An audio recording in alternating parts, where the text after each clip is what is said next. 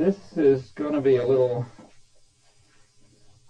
odd. What I want to do, what I'm going to talk about is mostly kind of conceptual. So, no new facts, just a few simple old facts. I want to talk about a different way of looking at the old facts, and a different way which, if correct, will also naturally be a way of looking at new facts. This is a whole big picture that's been developing for several years, and I can only just touch on parts of it, and I'll try to make it, at least coherent, but it can only be a sketch. I only want to indicate, the kind of program that I've been thinking about and the direction it goes and the kind of questions that come up, and touch on a few of the cases for illustration, but I can't, there'll be nothing like filling in the blanks. So I'll just try to see if I can make it intelligible, and hope there'll be some material out not too long in print which you can look at. Basic assumptions are the familiar ones. Let me just review. So I'm assuming that there's a language faculty. It characterizes a set of generative procedures. So we have something gives us a set of generative procedures. Each generative procedure, say GI, gives a certain set of structural descriptions. Each structural description is a collection of levels of representation. We can identify a linguistic expression with a structural description. They're the same thing. And we can identify a language from the point of view of this approach with a generative procedure. Sometimes I suggested calling that an I language, meaning to indicate that the conception of language that comes out of this is internalist, and this has to do with what's inside the head, and intentional. That is, you care about the actual form of the generative procedure, not whatever it generates. So two different generative procedures could, in principle, generate the same set of linguistic expressions, structural descriptions. The grammar is the theory of the generative procedures. Universal grammar is the theory of the initial state of the language faculty, which characterizes a set of generative procedures. So we start with that. An I language, a generative procedure, is embedded in performance systems. There appear to be two kinds of performance systems. There's one kind which is articulatory, perceptual, kind of sensory. There's another kind which is sensory motor. There's another kind which is conceptual or intentional with a T, meaning having to do with actions of, speech acts and so on. Now, if that's the case, then the set of structural descriptions is going to have two interface levels. So let's assume that among the levels that are in here, there are two that are interface levels, that is, levels of representation which contain whatever information is relevant to the respective performance system.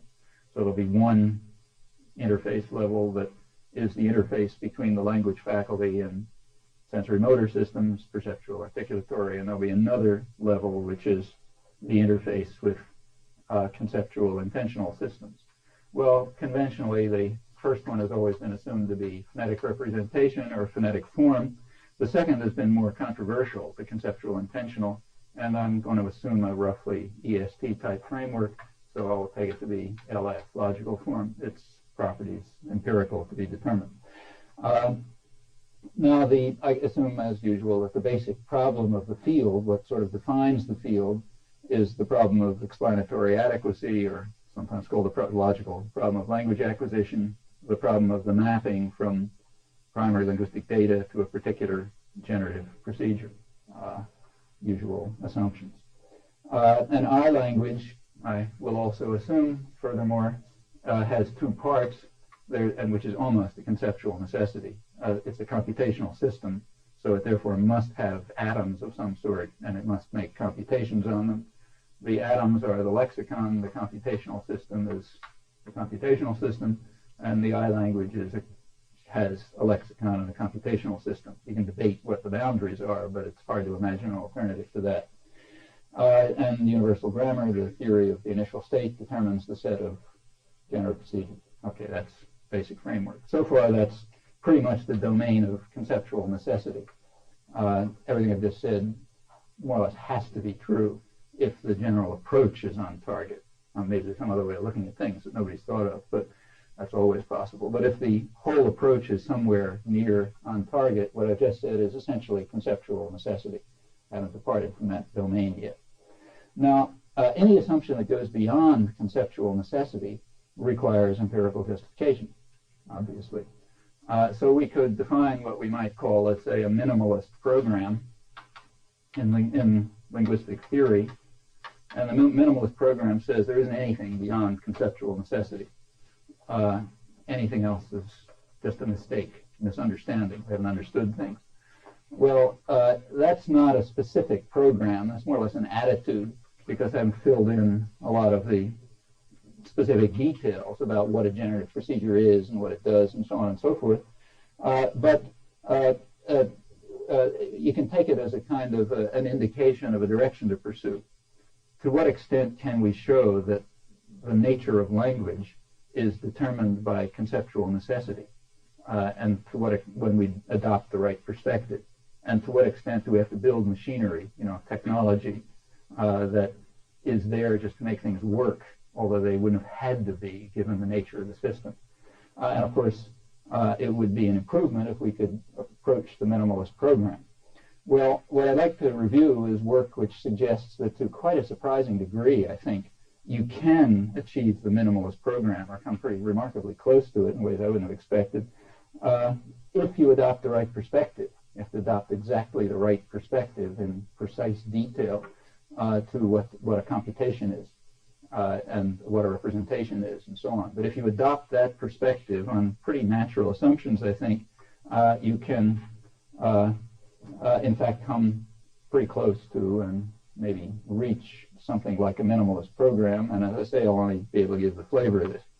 Well, one part of this right perspective is going to be what I'll call economy considerations, vaguely speaking, sort of least effort type considerations, which are a natural part of computational systems, but not a necessary part.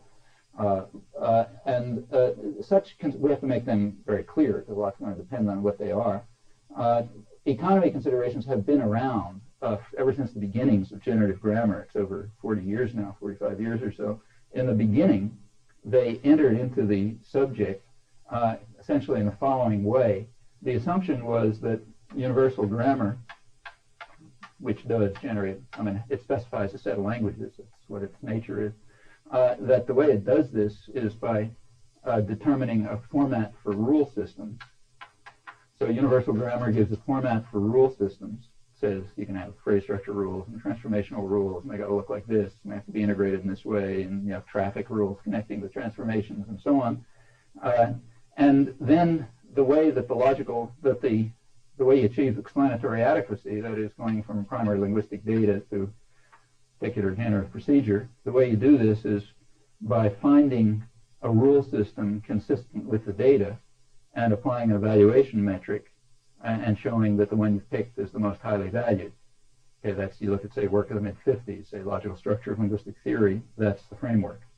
The framework is, you got a format for rule system. Universal theory of language tells you a format for rule systems, which says here's the possible languages. Sometimes they're called grammars, that's just ambiguity. I'll call them languages. Here you have the format for rule systems. Then you have a way of choosing among alternative formats which are consistent with the data. You pick the most economical one, and that's the language. That's what the child does. Child has some data, knows what the right rule systems are, has an evaluation metric, picks the most economical instantiation of the rule system given the data. That's where the economy considerations fit it in, and that's where you get things like counting features and all this kind of stuff. Now, that of course had a pretty traditional flavor to it, and in fact, early generative grammar was quite intelligible to traditional grammarians, pretty much unintelligible to structural linguists, and the reason is it did have more or less of a traditional flavor to it. You had rules and constructions and rules for the constructions and so on and so forth. I'm not suggesting it was understood what it was about, but it kind of like could be, you could talk to each other. It was worlds apart from structural linguistics, almost unintelligible. And Now, over the years, what has, and in many ways it did pick up traditional concerns. Over the years, the sort of course of work has tended to shift things considerably, reducing the class of possible rule systems to the point where they disappeared.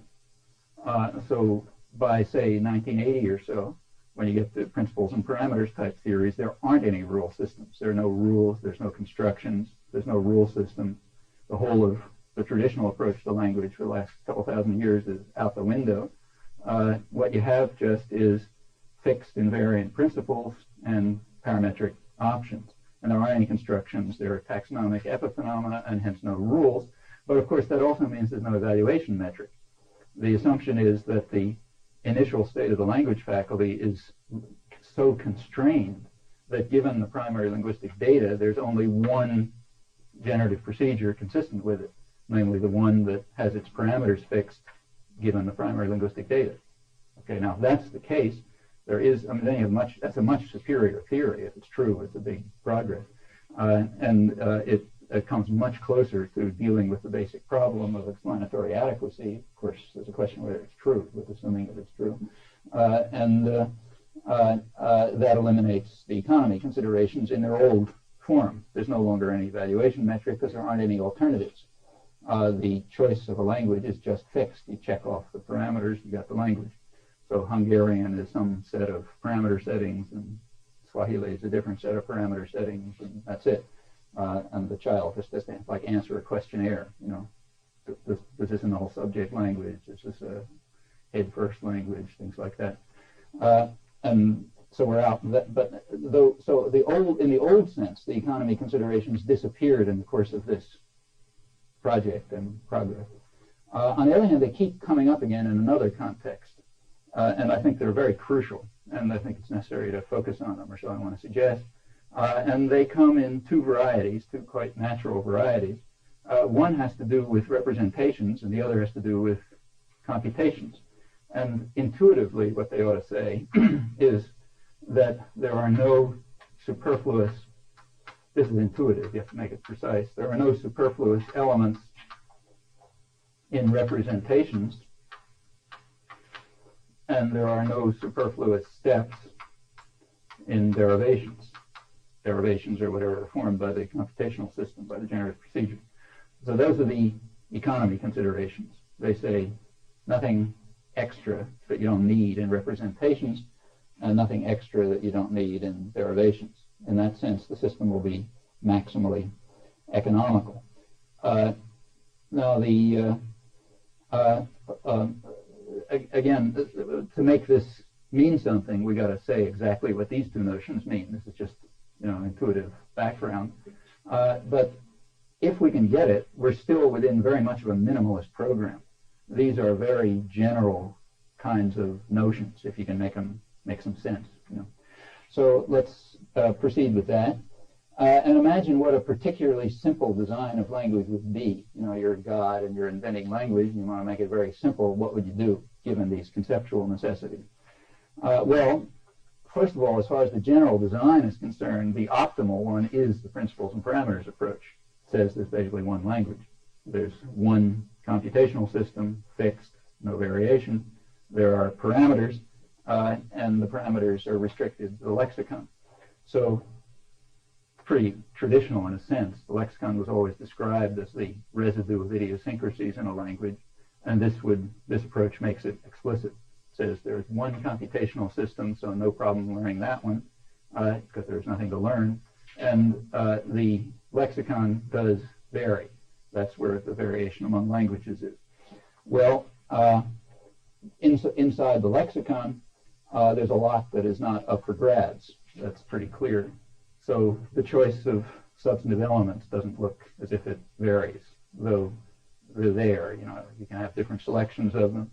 There are a few things that vary. There's traditional Saussurean arbitrariness, what goes with what sound goes with what symbol, but that's trivial. And there's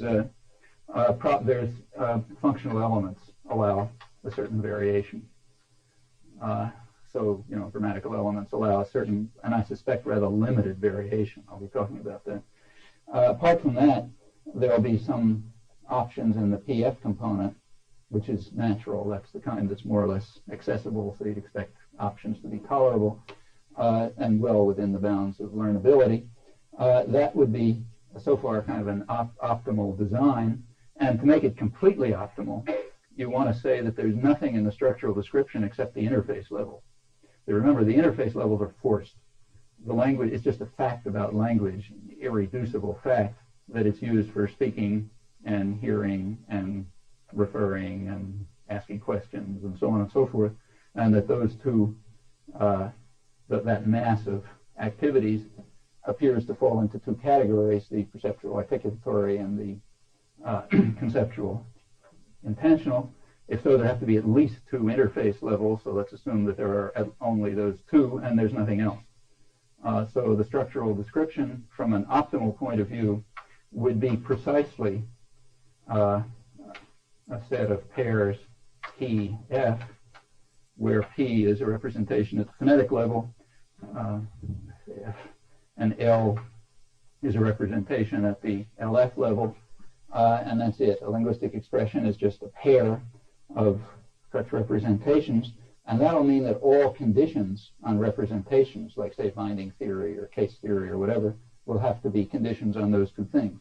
Not on anything else. In fact, there won't be anything else, so there can't be conditions on anything else. Well, that would be an optimal design. It would say conditions are all only at the interface level, the ones that are forced to exist by conceptual necessity. And what would a linguistic expression be in that case? Well, a linguistic expression in a kind of an optimal theory would be simply the optimal realization of the interface conditions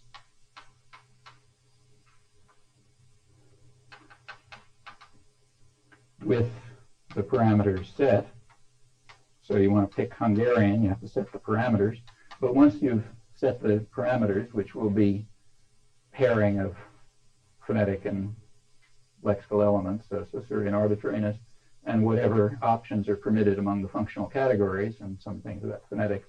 Once you fix that, you've got Hungarian, and now if you want to know what an expression of Hungarian is, well, it would be this. It would be the optimal realization of interface conditions, where the interface conditions are universal, and optimality has a universal definition. Okay, and that's all there is. That would be kind of a beautiful design for language. And it's about as minimalist as possible. So let's ask if you can approach that. That's the question I want to pursue. Well, we have to now spell out what a computational system is. Okay, so far I've just given it a name and what optimality is and so on. Well, what is a computational system? A computational system is something that takes representations and turns them into other representations. Okay, takes symbolic representations, converts them into other symbolic representations, which means that one part of UG, one part of this whole theory must be a procedure which selects elements from the lexicon and presents them in a form which is accessible to the computational system. Lexicon is just atoms. You've got to have some method in the system which takes the atoms, puts them in a form accessible to the computational system so that it can then grind away and meet the interface conditions. Okay, that's, again, conceptual necessity. Now, at this point, well, first of all, what is the form that's accessible to computations? Here there seems to be very strong reason to believe that the form that's accessible to computations is just projections of lexical elements, nothing else. In other words, X-bar theory. So let's assume what appears to be the minimal possible form of X-bar theory, the one which says you have a head, X0, and it may or may not have a complement, let's call it ZP, and that may or may not have a specifier, and that's it. So let's take that to be X-bar theory for the moment. The minimal possibility given the most elementary fact. The complement system is connected to things like theta rolls and so on, and the specifier system has other properties, which I'll come back to. Now, a minimalist approach would say there's nothing but this. This is the form in which computational representation. This is the form in which lexical items appear. You got a lexical item projected to this thing. That's the form in which, and you do this for a whole bunch of things, and you get an expression which is then subject to computation. So far, we're still within a minimalist theory, and if we really want to keep to it, we will also want to reach the conclusion, and here it becomes not so obvious, we want to reach the conclusion that the essential relations, the conditions on the interface are going to be expressed in terms of various kinds of relations, okay, obviously. And we would want to say that the essential relations are those that are forced on you by conceptual necessity and nothing else. That would be a minimalist program. Well, what's forced on you by conceptual necessity? Well, two things. The relation of a head, what would it be forced on you by conceptual? It would have to be expressively relations. Any relation would have to be expressible in X bar theoretic terms. It would be a relation to a head because that's what everything goes to. So, and furthermore, it would presumably be minimal itself, that is local. The closest relationship between anything and a head is a possible relation. Well, that means two possible relations, yp z and x zp, yp x and zp x. In other words, specifier head and head complement. Order, as usual, irrelevant. This is not complement. Bad notation here. Okay, so usual assumptions about order. This is abstract and order-free. Those are the two local relations. Notice that excludes the possibility of a relation between a head and something internal to X to VP. Okay, and those, in a minimalist theory, these would be the only possible relations. I'll slightly extend this later, but as a start, those would be the only possible relations. Crucially, that excludes head government. Head government is a different relation. Head government is a relation between X and something inside ZP. And it's not a relation between X and YP unless you extend to M command, which has also other problems. I'm assuming everybody knows what I'm talking about. I hope that's right. I'm not defining terms. Not asked, Okay? So such a minimalist approach right off excludes head government. It's not a possible relationship. Now that's already serious because there's a lot of evidence, empirical evidence, that seems to turn on head government. In fact, in principles and parameters theory, that's been the core notion, core unifying notion. But if a minimalist program is correct, there is no such concept. So that's, not non-obvious move number one. We would have to show, to pursue a minimalist program, big task will be to show that everything that's been formulated in terms of head government is wrongly formulated. And in fact, it reduces to the more fundamental X-bar theoretic notions of local X-bar theoretic relation, as conceptual necessity would require. Well, so take, for example, case theory. Standard approach to case theory says that structural case theory, I'm talking about, not inherent case theory presumably is this relation. But structural case theory, the standard approach says there's two, in a nominative accusative language, there's two cases, two basic cases. There's nominative case, which is spec head. It's relation of this to this, where this is some kind of inflectional element. And then there's another relationship, which is head, like say verb, to something that it head governs, which might be this, or might be something inside this. For example, an exceptional case marking. And that makes the theory of structural case heterogeneous. One subcase of it is spec head, the other subcase of it is head government, and the two are quite different in that the head government one is not a local X-bar theoretic relation. And we have pretty good reason to believe that we couldn't just say that the other accusative case is this relation. Well, exceptional case marking is for small clauses and so on is the case that shows that. So if this approach is correct, we've got to say there's something wrong with that standard picture. Well, there is an approach that suggests that there's something wrong with it and offers a way to unify structural case theory under spec head relation. And it's an approach that has independent support, I think. That's the approach that comes out of kind of a generalization of Pollak's, Jean-Yves Pollak's approach, which I think has a good deal of plausibility. And there's a description of the extension that I have in mind in a paper of mine called something, I forget what, something about economy, which came out a couple months ago. And the approach is basically like this, extending Pollock. It says that the basic structure of a clause looks like this. Its head is a complement. Well, I'll use terms like specifier, but you understand that these are just names of a functional position. It's not a category. And this is the head. So we're now talking there. Complements necessarily pick IPs. That's just their nature. Complementizers are basically force indicators on clauses. That's their function, so they automatically pick an IP for what they select. We have to ask what this means. I'm just using it informally. An IP is going to have a specifier and some bar, and then an element here, and I'll be assuming that the element there is an agreement element, and let's call it agra S, but that's just a notation. I'll come back to it. And this will have a complement, and for reasons which I'll come back to, that has to be a tense phrase, and that will, again, have a tense element and its complement, and that will, again, be an agra phrase, call it agra O, and that will have specifier and a complement, and an agreement element. This is agra O, and that will have a complement, namely VP, and the VP will have V. The VP will, in fact, have a specifier and a V and its complement, some VP. So that's the structure of a clause. Let's assume now the verb phrase internal subject hypothesis generalized to all predicates. So that means that the external argument is going to be this guy, and the internal argument will be this guy, plus other things down below. Notice that I've so far assumed just a binary system, kind of a Keynes-style unambiguous path theory, okay, on the minimalist assumptions.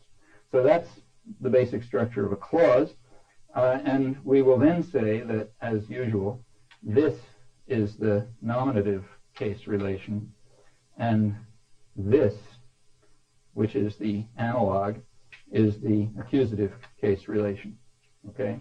Now then the question of case assignment, objective case assignment, doesn't have anything to do with head government. It has to do with when something down here can get to this position. Okay, so exceptional case marking will reduce to the conditions under which raising takes place.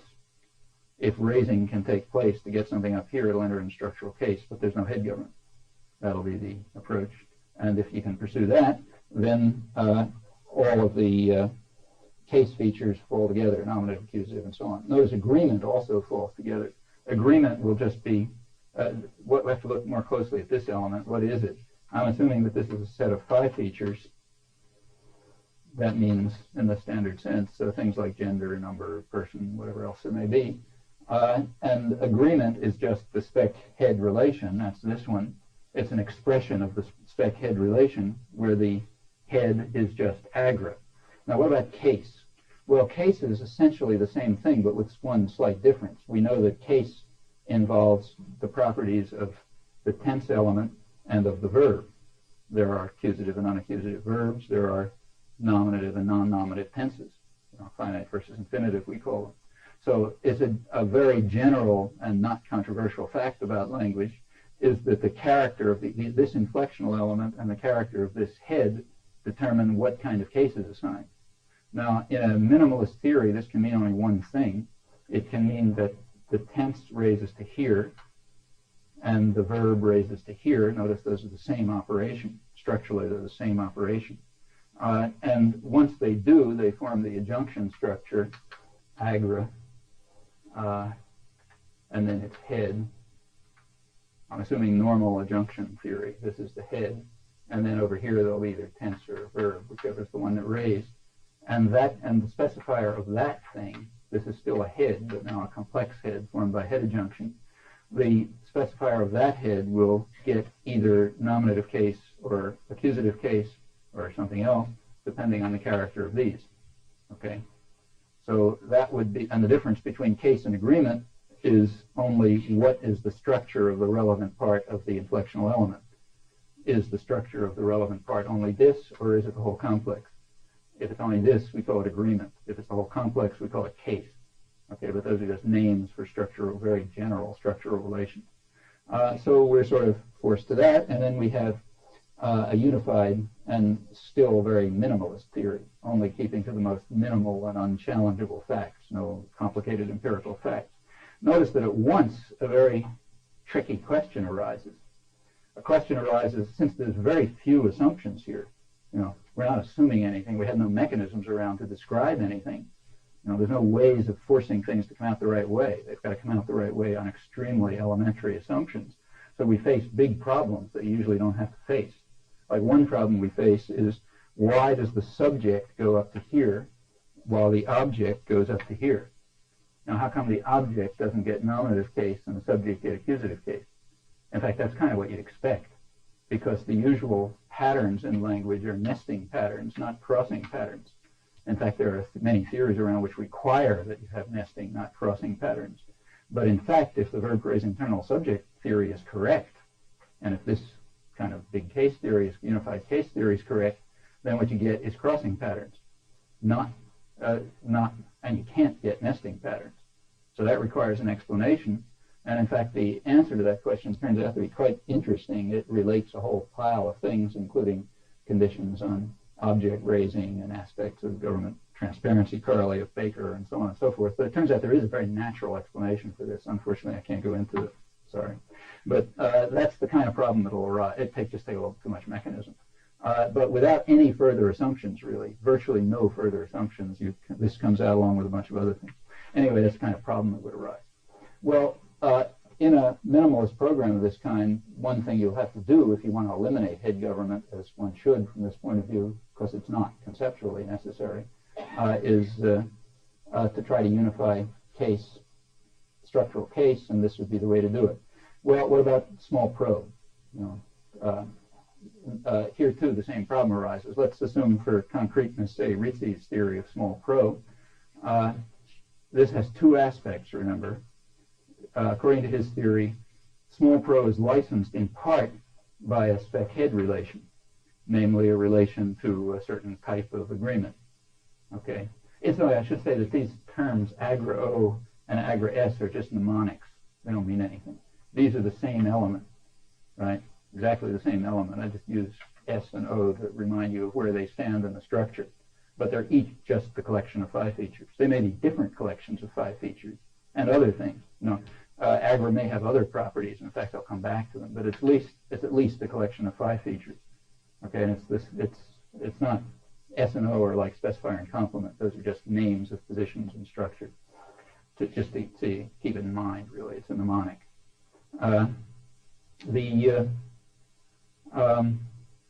Let's take small pro. According to Rizzi's theory, the subject small pro is licensed by this relation, where this is a strong enough inflection, and in this theory it's going to be a strong enough agra. And then there's object small pro, which in his theory is licensed by head government, but incidentally only by this case of head government, never by exceptional case marking, and that's a sort of strong enough verb. Strong enough verb allows empty object. You get the paper on this around 1986 and LI. So there's two kinds of small pro, and if we want to get rid of head government, we're going to have to get rid of the second case. And notice here it's particularly well motivated because there never is the equivalent of exceptional case marking, and there's the obvious way to do it. The obvious way to do it is to say that the licensing of small pro is always by the spec head relation, and it's either by and it's always strong enough agra, and the strong enough agra may be inherent, or it may require beefing up by the right kind of verb after a junction, but that will give you the context for pro licensing, unified context. So that works out about the way you want. What about capital pro? Actually, that's interesting, but according to this point of view, you should treat it the same way, and that really works out surprisingly well with a kind of, the case is just a relationship, so it's always going to exist, even if it's unmarked, and that means it could very well be what you might call a null case, just never sounded, and that case will be the case where nothing sounded, but the relationship exists, and I think it's pretty good reason to believe that that's what we call capital pro, and then a lot of other things follow. I'll just mention that. Well, the structure of this thing is very largely forced on you. You haven't got a lot of choices. In fact, probably no choices if you think it through. The C-I relationship, I is now, this is now agra, double bar, right? That relationship is forced by the nature of clauses. They have force indicators and propositions, so nothing to say about that. Internal to the IP, there's got to be at least as many agras as there are noun phrases down here that are going to require whatever the equivalent of the case filter turns out to be in this system. So the case filter, just taking it to be a phenomenal notion, cases have to be somehow assigned. If there's two noun phrases down here that are going to satisfy the case filter, since the only way you can satisfy the case filter is by being the spec of an agra, there got to be two agras. Okay, so like say a transitive verb will have to be two agras. You're forced, and the general principles of movement, if you think them through, are going to force them to look like this. In fact, that's about the only thing that would unify the raising of P to agra and D to agra, which bring together the two major parts of case theory. So basically, the whole system's forced. That is, UG wouldn't have to say anything about this. It just sort of comes out that way. There's no other way for things to work. So it looks like a specific structure, but it follows from extremely weak, in fact, virtually no assumptions other than ones one is forced to make. Notice further that suppose that's in the case of, suppose you have only one noun phrase down here that requires case. Well, then the theory of language permits two options. That one noun phrase, like the subject of an intransitive verb, intransitive in the sense of unergative, the subject of an intransitive verb could either be picking up its case from this agra or from that agra. Well, there's two possible logical possibilities, and that suggests there ought to be two different types of language. Ones in which this one is, let's call it the active one, and this one's inert, and where this one's the active one and that one's inert. In the ones where, if suppose we pick this to be the active, so that's got to be an option that languages settle. They can be two types of languages with exactly two types with regard to case theory. Suppose the language picks this one. That's the active one, and this is the inert one. Only works in the default case when you got two noun phrases that need it. Well, in that case, the subject of an intransitive verb is going to look like the subject of a transitive verb. Okay, and that's what we call a nominative accusative language. Suppose you pick this one. That's the other possibility. Well, then the subject of an intransitive verb will look like the object of a transitive verb. That's what we call an ergative absolutive language. And those are the only two possibilities, and it's interesting that those are the two possibilities that exist, apparently, and there couldn't be anything else from this point of view, and you should have just these. So you get a kind of a unified approach to the general problems of case theory. The apparent split between two types, it looks like just kind of like a triviality, depending on how you set the parameter as to which of these two things is inert. You got to set it one way or the other. You could have a mixed language if different verbs do it different ways. Let's say that would be mixed ergativity and so on, and that's all there ought to be. Well, so far we're. What about more than two arguments? Suppose there's more than two NPs down here. Well, there may be reasons to believe that that can't exist, but let's put that aside. If it can't exist, you're stuck with this. That's the only possible form of the state of theoretic reasons, basically, for saying that that's the only kind of thing that could exist. If that's true, then, and I think there's some reason to believe it, this now, to pursue that would move on to considerations of the kind that Larson and Hale Kaiser and other people have investigated about multiple argument structures that indicate direction. I can't explain what that means. If so, then we would be forced to this by very general assumptions all within the domain of something close to conceptual necessity. Well, so far I haven't brought up any complicated facts, only kind of trivial, elementary facts, and I want to try to keep to that. Arguments, conceptual arguments are much more persuasive if they're based on non-tricky facts. If you bring up complicated, tricky facts, there's always a lot of ways of dealing with them. So let's see how far we can go by just extremely elementary, simple facts. Notice that the facts are not phenomenal facts. Like the case feature isn't a phenomenal fact. The case filter is not a phenomenal fact. It's an abstract interpretation of certain phenomenal facts, but still looks extremely well-grounded. We have to explain what it means precisely, but the phenomena are pretty well-grounded. Okay, now let's proceed. Let's take a look back at the EST, extended standard theory in any of its variants. And for concreteness here, I'll take the version in my own lectures on government and binding, which sort of lays out a principles and parameters theory, brings together a lot of work with different people and expresses that view. In that framework, LGB and more or less everything that follows from it or is related to it, and almost anything else, there is other structure postulated. One thing I've already mentioned, head government. We're trying to get rid of that. But there's plenty of other structure postulated, and we have to ask about that other structure. Well, one thing that's postulated, notice that I said before that it's within the domain of conceptual necessity, you are forced to have some kind of an operation which selects elements from the lexicon and presents them in a form accessible to the computational system, which means maps them onto X-bar structures. That's required. So let's give it a name and call it the operation satisfy. Okay, so you have to have some operation satisfy. It's always presupposed. Nobody bothers to spell it out, but let's spell it out. An operation which says, let's pick an array of elements from the lexicon. Now, I pick a bunch of words or something like whatever the minimal things are, and we present them in an X-bar theoretic form. So satisfy picks this array and turns it into an X-bar projection.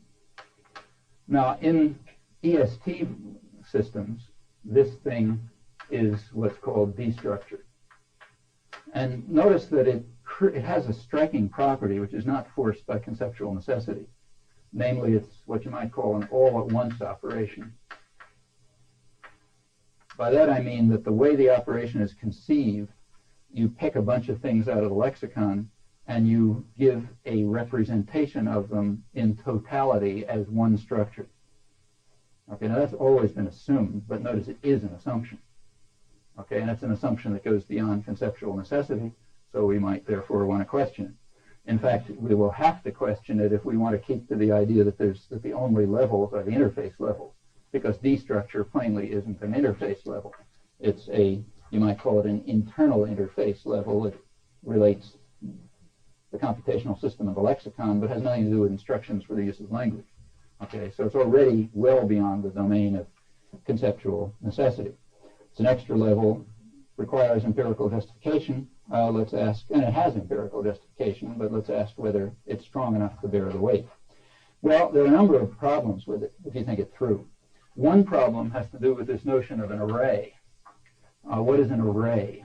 I purposely didn't say set. Sets are understandable. We can't just start with a set of lexical items and convert them into a D structure, because the trouble is that the same set of lexical items may be different D structures depending on how you organize them. So we have some other note, like, John hit Bill and Bill hit John, have the same selection of lexical items, but they're different D structures. So we have some other notion in mind, array, whatever that may be. And the problem of explaining that is not so trivial. So that's problem number one. What's an array? Problem number two has to do with the fact that in all of these theories, D structure somehow has to match LF. There's got to be some condition that says that D structure expresses the same relationships that LF expresses.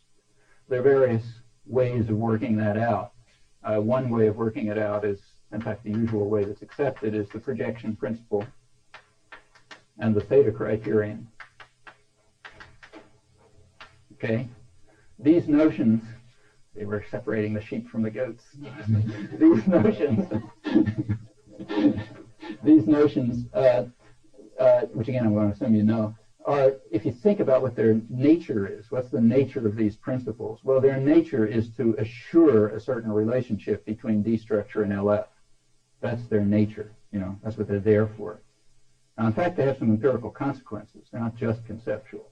For example, one empirical consequence is that they block raising the theta positions. It's an important empirical consequence. We want to make sure we save that somehow. And they have other empirical consequences. But their basic motivation is conceptual. Namely, they assure that D structure and LF look alike in the right way. You don't have one head-complement relationship in D structure and a different one at LF. That would be incoherent, right? So we have these principles that are required in order to ensure the conformity of those systems.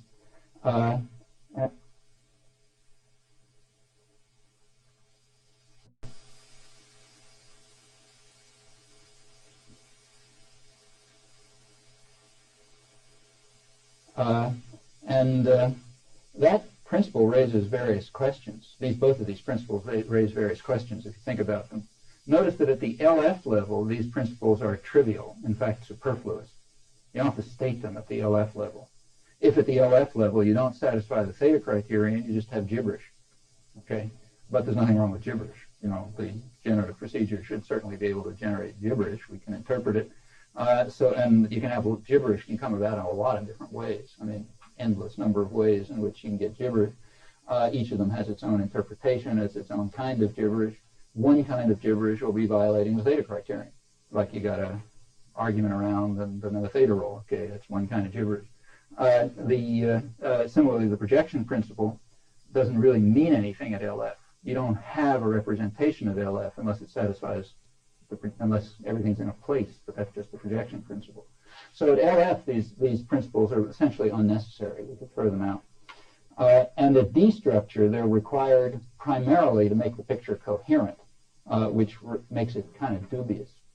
They do have some empirical consequences, but if we could take care of the empirical consequences in some other way, we could eliminate the projection principle and the theta criterion and D structure, all of them, and we would then be much closer to saying that we have only interface representations.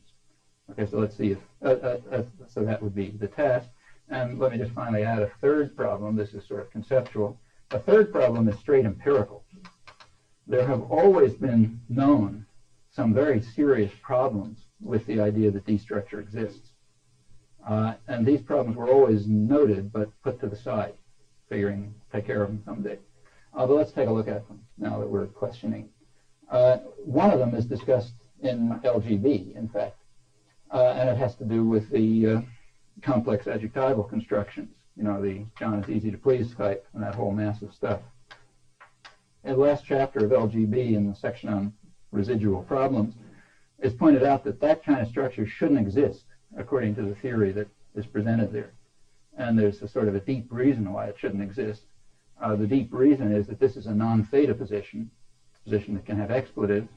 On the other hand, there's extremely strong reason to assume that that's not raising. Okay, a lot of empirical evidence that that's not raising, that in fact whatever raising there is going on in here, and that this is off somewhere else, but it's a non-theta position, and therefore it's impossible. So it's ruled out on very general grounds. Well, there's a kind of an answer to that proposed in LGB. The answer says that this is not an acceptable D structure. It violates the projection principle and theta criterion. So the assumption there is, well, at the D structure level, you have an empty position here, and you have lexical access in the course of the derivation, which introduces this thing. Okay? Well, that's consistent with the technology, but it's not consistent with the driving intuitions, and that ought to always make you worry. I mean, you can make a lot of things that work. You want to be an engineer, you can get things that work, but you want to ensure that they're really consistent with the intuitions that are, the principles that are driving the system. And this, though it works, is not consistent with those principles. The principles are that D structure is supposed to reflect the lexical array. That's the principle. You can jiggle things around so you get around it, but whenever you do that, you should have a warning flag up. Now, in fact, that apart, this method doesn't work anyway, as was pointed out almost instantly, I think probably first by Howard Lasnik. And the problem is that the thing that you insert here is not necessarily a lexical item. It can be a phrase of any complexity. For example, it could be a phrase that includes a structure of this kind. You could have, the fact that Bill is hard to please, the person who is hard to please is easy to please. Okay, in which you've inserted something which has that very structure inside it. So now what are you going to do? You look like you're off in a regress. So the empirical problem is real, and it's been hanging around for about 10 years. And there's an obvious answer to it. The answer was also recognized at once. The answer is to abandon the whole story and go back to the 1950s and use generalized transformations. If you go back to, say, logical structure of linguistic theory, and you have generalized transformations, then it's easy. You have one, kind of computation that's generating what's ever in here, and you have one computation which is generating what's ever over there, and at some point a generalized transformation sticks them together, and you go home free. Of course, if you do that, you've abandoned the notion of destructure. There wasn't any conception of destructure in LSLP. There's some other kind of notion. Well, that was recognized a long time ago and put to the side. Okay, so looking at this bunch of problems, the immediate suggestion that comes to mind is, okay, let's bite the bullet, throw out destructure, throw out the projection principle and the theta criterion, keep to conceptual necessity, to the minimalist program, and just allow generalized transformations. Well, can we do that in a plausible way? That's going to mean that we drop the idea that satisfy is an all-at-once operation. Okay, there is going to be no level of representation that reflects the array of lexical choices. Hence, we drop the notion of array. We don't have to worry about that. We lose the conceptual problems, and we lose the empirical problems. So that's fine. And we keep to the minimalist program. Of course, you have to show that the empirical consequences still come out, right? Because otherwise, you're in trouble. There were reasons for doing this. And that's the task. Well, how can we proceed in such a way that the assumptions are really minimalist, the least possible thing? Well, let's now construct a new theory which eliminates the all-at-once assumption and goes like this. We still have the operation satisfied because that's conceptual necessity. You've got to pick items and turn them into X-bar structures, but we do it. We drop the all-at-once requirement. So satisfy picks an element out of the lexicon. That's easy. Just picks a single thing out of the lexicon, okay? And it forms an X-bar theoretic structure from it. Well, what are the X-bar theoretic structures it can form? Well, there's only three. It can form this one. That's alpha 0. It can form this one. Let's just write it like that. Or it can form this one.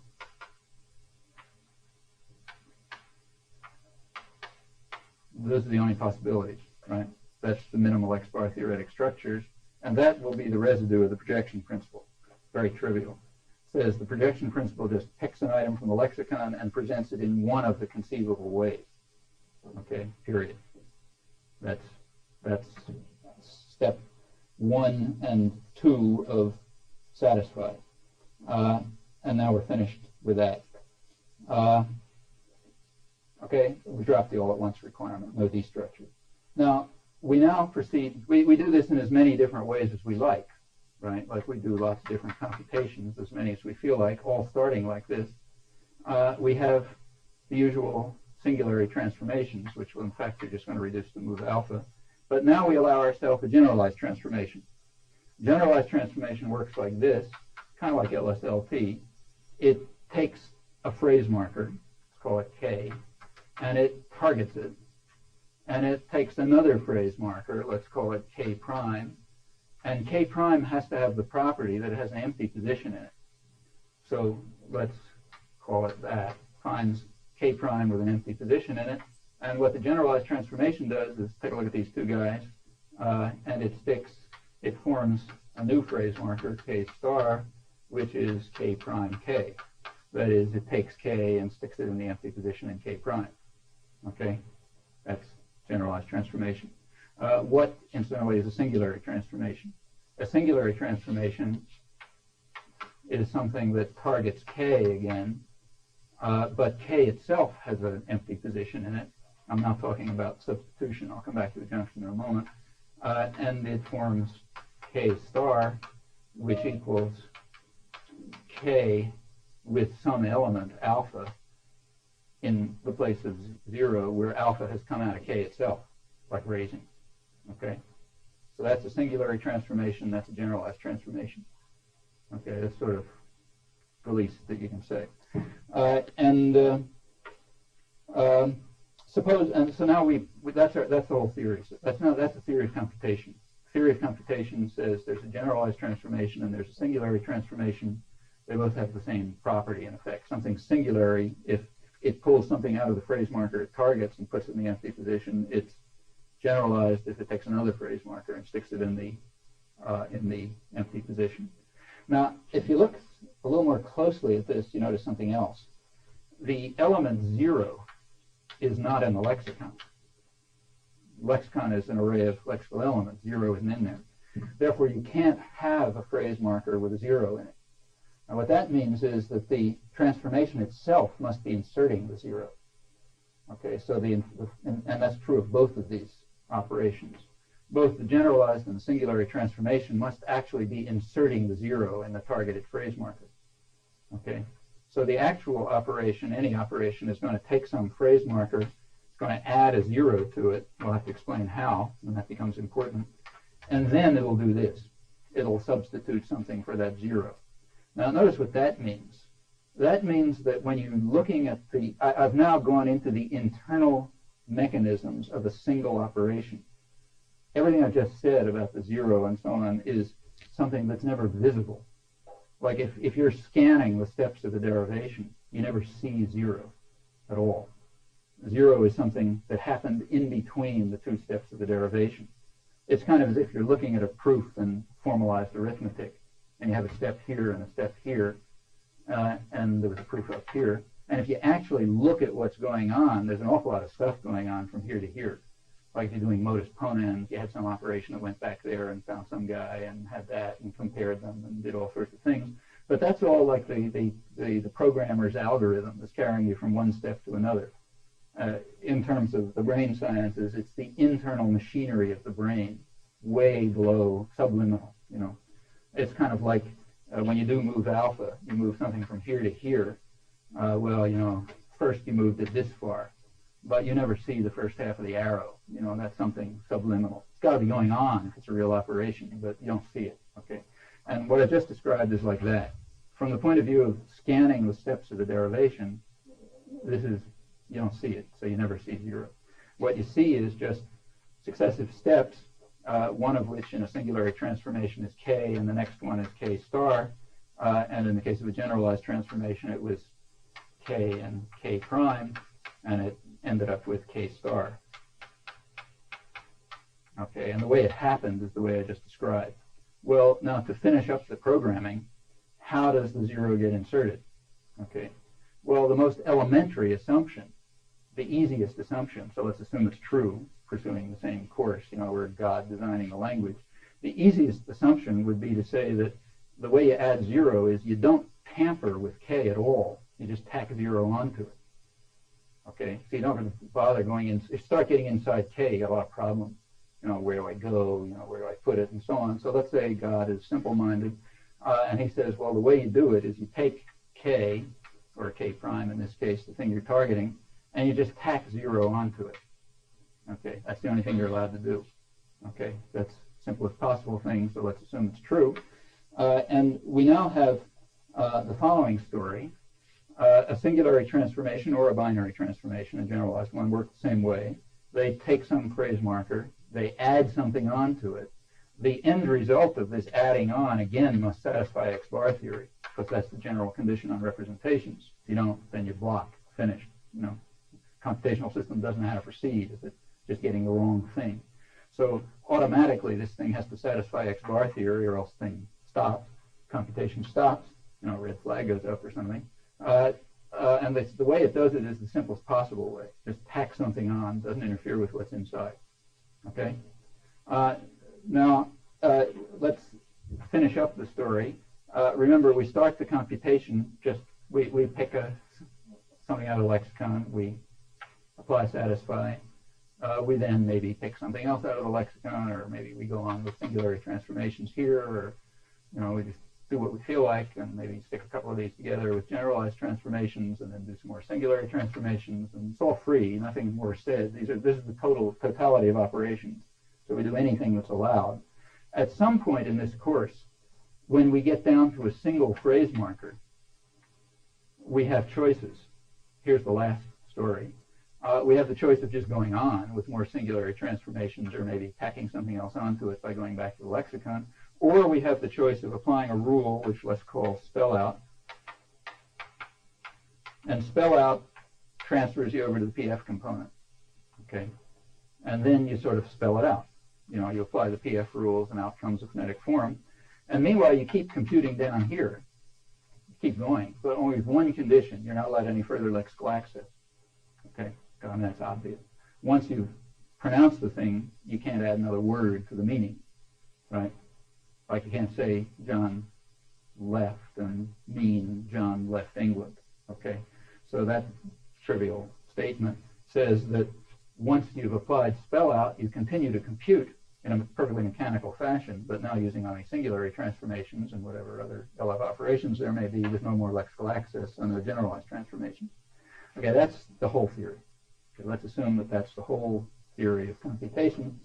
We still have to define the notion of optimality, but having defined it, if we can do it, we will then be able to say, maybe crazily, but we'll be able to say that a linguistic expression is the optimal realization of interface conditions on the interface. Notice the effect of this elementary assumption that the way to add 0 is not to interfere with the internal structure of K. That has some strong consequences, very strong consequences. For one thing, it entails a certain version of the strict cycle condition.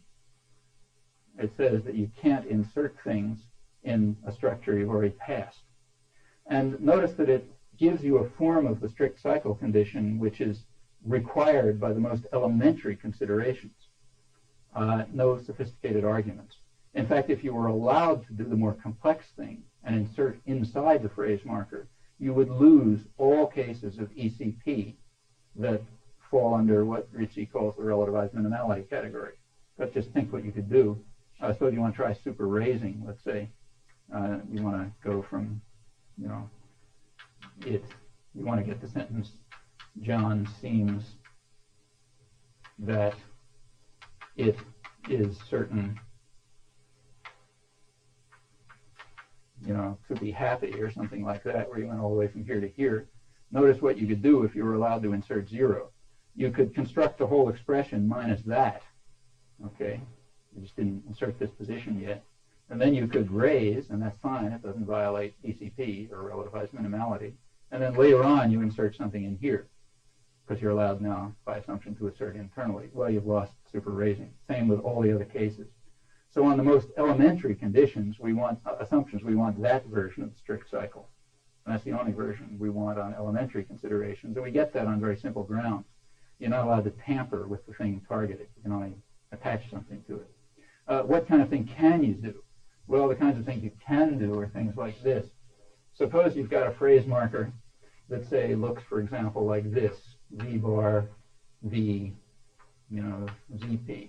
You've already built this one up with all of its internal parts, the internal parts of ZP and of V. And now you want to apply, you want to do a transformation to this. Well, one thing you're allowed to do is tack 0 on here. And remember, the thing that you're constructing has to satisfy X bar theory, which means that this has got to be V double bar. There's nothing else that's going to be satisfying X bar theory. So you can construct that. And then you can replace this by something. And what you replace it by could, for example, be something in here, or it could be another phrase marker. But whatever it is, it's going to have to be an XP, an XP, maximal projection, or otherwise you violate X bar theory again. Okay. So you could, let's say, raise to, this could be any hit at all. You could raise to the subject position, or you could insert something in the subject position, for example. That's the kind of thing you could do. But the kind of thing you can't do is insert anything internally. So in particular, if you have this structure, one thing that you can't do is insert something in here. Okay? Means you can't get a triple branching structure, because that would violate the principle. So you're forced to have only binary structures. Okay, so we get the simplest assumption about the operation of transformations forces the strict cycle in exactly the sense you want, no fancy arguments, and it eliminates the possibility of multiple branching. Notice that also means you also couldn't have done this. Suppose you had this element, just that, and you tried to stick in a complement. Couldn't do that either, because that's going inside the structure. That has the effect of saying you can't either raise or substitute in a complement position, in a theta position. But that was the biggest consequence of the projection principle. So we got that. Okay. The main consequence of the projection principle falls out of very weak assumptions. You can't substitute in theta positions. And in fact, it's much broader than that, but that's one case. And you're forced to have strict binarity. You don't have to stipulate it. There's just no other way for structures to exist. Okay, so what we're really saying about X bar theory is just this. We weren't saying anything about binary structures. We're just saying what we say of X bar theory, you got 3 levels, period. Everything else follows. Okay. Okay, let's proceed. So far, I've only been talking about substitution. We're obviously going to have to say something about adjunction. And what we say will be obvious. We allow ourselves another couple more schemata. And in fact, we'll allow ourselves these schemata.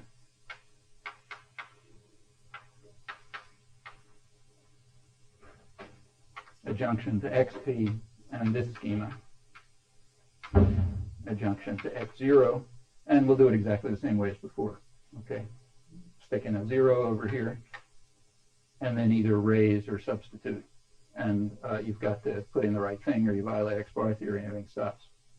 Now, notice in the case of adjunction, there's never going to be an argument for the strict cycle. The kind of relativized minimality argument that I gave before isn't going to arise for adjunction. So therefore, there's no reason to assume in the case of adjunction that you can't go inside the phrase marker. In fact, we don't need the 0 at all.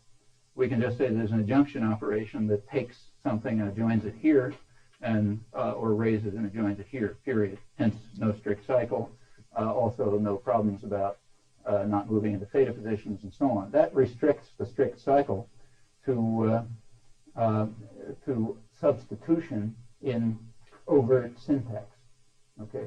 Do we want to restrict do we want to extend the strict cycle to substitution in LF syntax? Well, that becomes a very subtle question. Notice that the arguments that I gave before won't work. Since you have no lexical access in LF syntax, you're never going to violate ECP if you violate the cycle.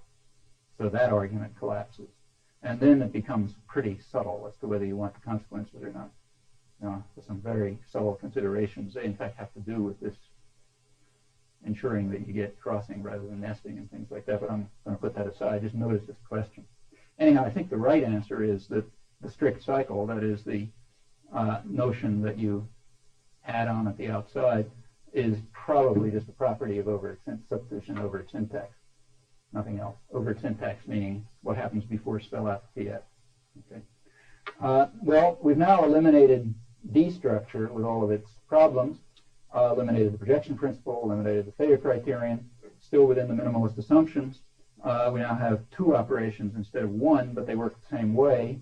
One of them, and the way I described, and out of it falls the strict cycle on natural assumptions. What about S structure? That's the next level that isn't required by conceptual necessity. Well, with regard to S structure, there's basically 2 kinds of evidence. I don't know how far I'm going to get, but we'll just keep going. There's 2 kinds of evidence with regard to S structure. One kind of evidence has to do with what you might call the point of spell out, the point at which it applies. Now that has to do with things like, do you apply spell out before verb raising to inflection or after verb raising to inflection? Okay, so that's the difference between, say, French type and English type languages. In French type languages, you raise the verb before you spell it out. In English type languages, you don't raise the verb before you spell it out. That kind of thing that Emmons and Clark and others talk about. So things like verb raising are relevant. And there just do seem to be parametric differences there. It looks as though that's one of the reasons for S structure is that you can say things like that. You can say you got to raise the verb before S structure or after S structure. Okay, that's one of the reasons for having S structure. Another kind of thing has to do with WH and C2. So if you're Chinese Japanese, you let the thing sit down there until after S structure. If you're English, you move it before S structure. That's a point of spell out argument. Second category of arguments about S structure have to do with the conditions at the particular module of the modules. So like binding theory and case theory and so on. Okay. And in fact, if you look at the literature, you'll notice that every module has very strong arguments to make it an S structure condition. And if so, then S structure must exist. Okay. And that's the second category of arguments. Well, if we want to show that we have, this God-designed minimalist theory, we have to show that all of these arguments are wrong, despite their overwhelming empirical support. Okay. We have to show that it's wrong to assume that the point of spell out has to be determined by S structure, and it's wrong to assume that the conditions hold at S structure. So let's proceed with that task. Actually, I think this can be done, in fact, very convincingly, so I'll give you some examples. Well, suppose there's no S structure, okay? Then let's take the first kind, the deeper kind in a way. So if there's no S structure, there can't be any conditions on point of spell out. You can't make the usual statement about French type and English type languages or Japanese type and English type languages. That's unstatable, okay? So what are you left with? Well, the only levels that we have are the interface levels, PF and LF. So and since there are parametric differences, like English is different from Japanese and French is different from English, we're going to have to state those parametric differences at either the PF level or the LF level. We're sort of forced to that. Now, it's impossible. We can rule out the LF level immediately. Parametric differences are essentially unstatable at the LF level on learnability grounds, general grounds. Since a person acquiring a language hasn't the foggiest idea what's going on the LF level, there can't be differences among languages there. LF has got to be reflex, because you have no evidence about it. Okay, so therefore we've eliminated the LF level, and therefore it turns out that the differences of point of spell out have to be statable at the PF level. Okay, so there must be some property of the PF level that determines the point of spell out. Furthermore, if it's true, the general picture is true, that the parametric differences among languages are restricted to a few properties of functional elements, then it must be something about functional elements at the PF level, at the level of pure phonetic transcription. Remember, the PF level has no structure, it's just a phonetic matrix. So there must be something about morphological elements at the PF level that's telling you the point of spell out. We're forced to that conclusion. I mean, the logic of the situation is that can be the only possible answer. So let's assume that it works. I'll come back to it in a second. Let's just put it aside and notice that's got to be the answer or the whole program goes. Let's turn now to the second type. I'll come back to it in a second. But first, let's turn to the second type of condition. Here we have to give an argument against any S-structure condition, say binding theory. Okay, got to show that it's wrong despite the evidence. Now, such an argument could be of varying degrees of strength. So the weakest form of argument, let's say, suppose we're talking about condition C in binding theory, the weakest form of argument would be to say it can apply at LF.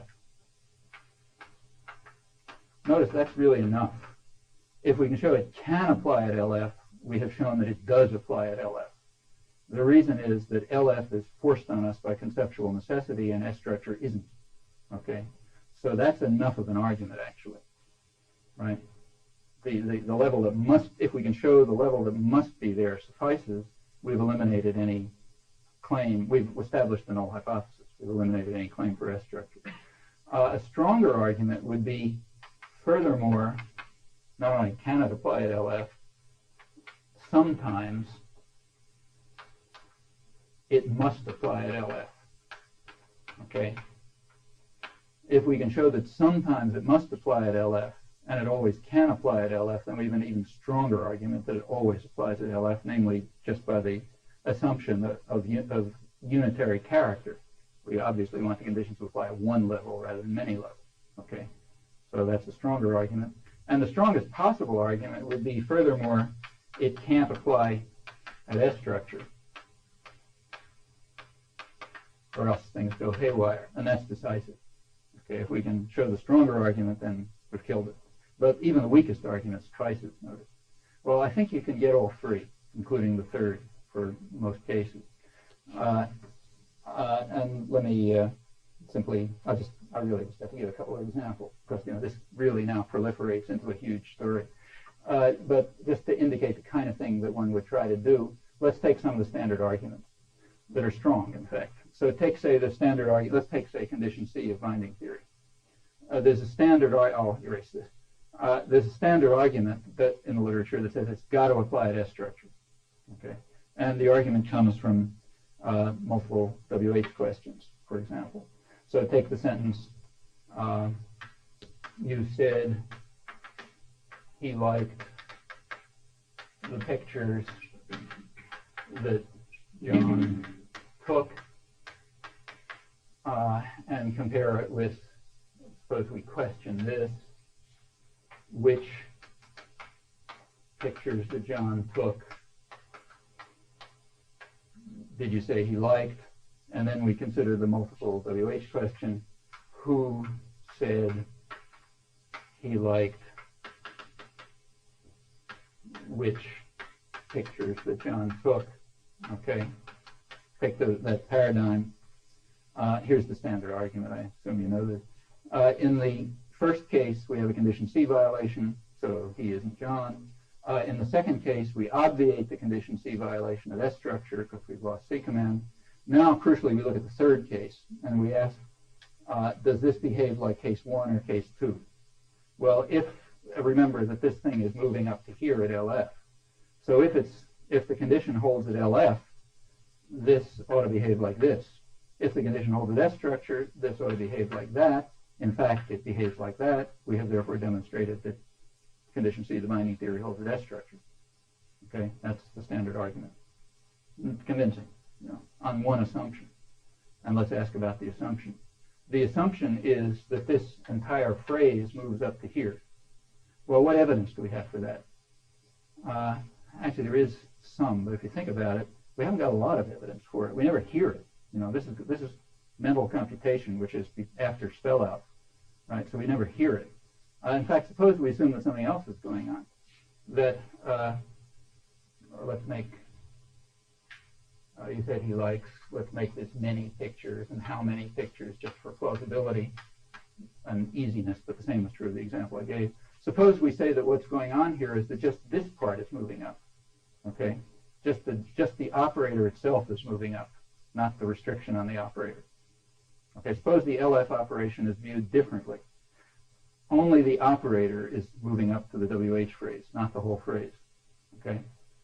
Well, we can't hear that that's wrong because we don't hear anything. Notice that if it's right, then we have what's called reconstruction. Well, we haven't done reconstruction. There's a whole big story about reconstruction. We essentially have it, but without saying anything about reconstruction, which is a good idea because it's a crazy operation.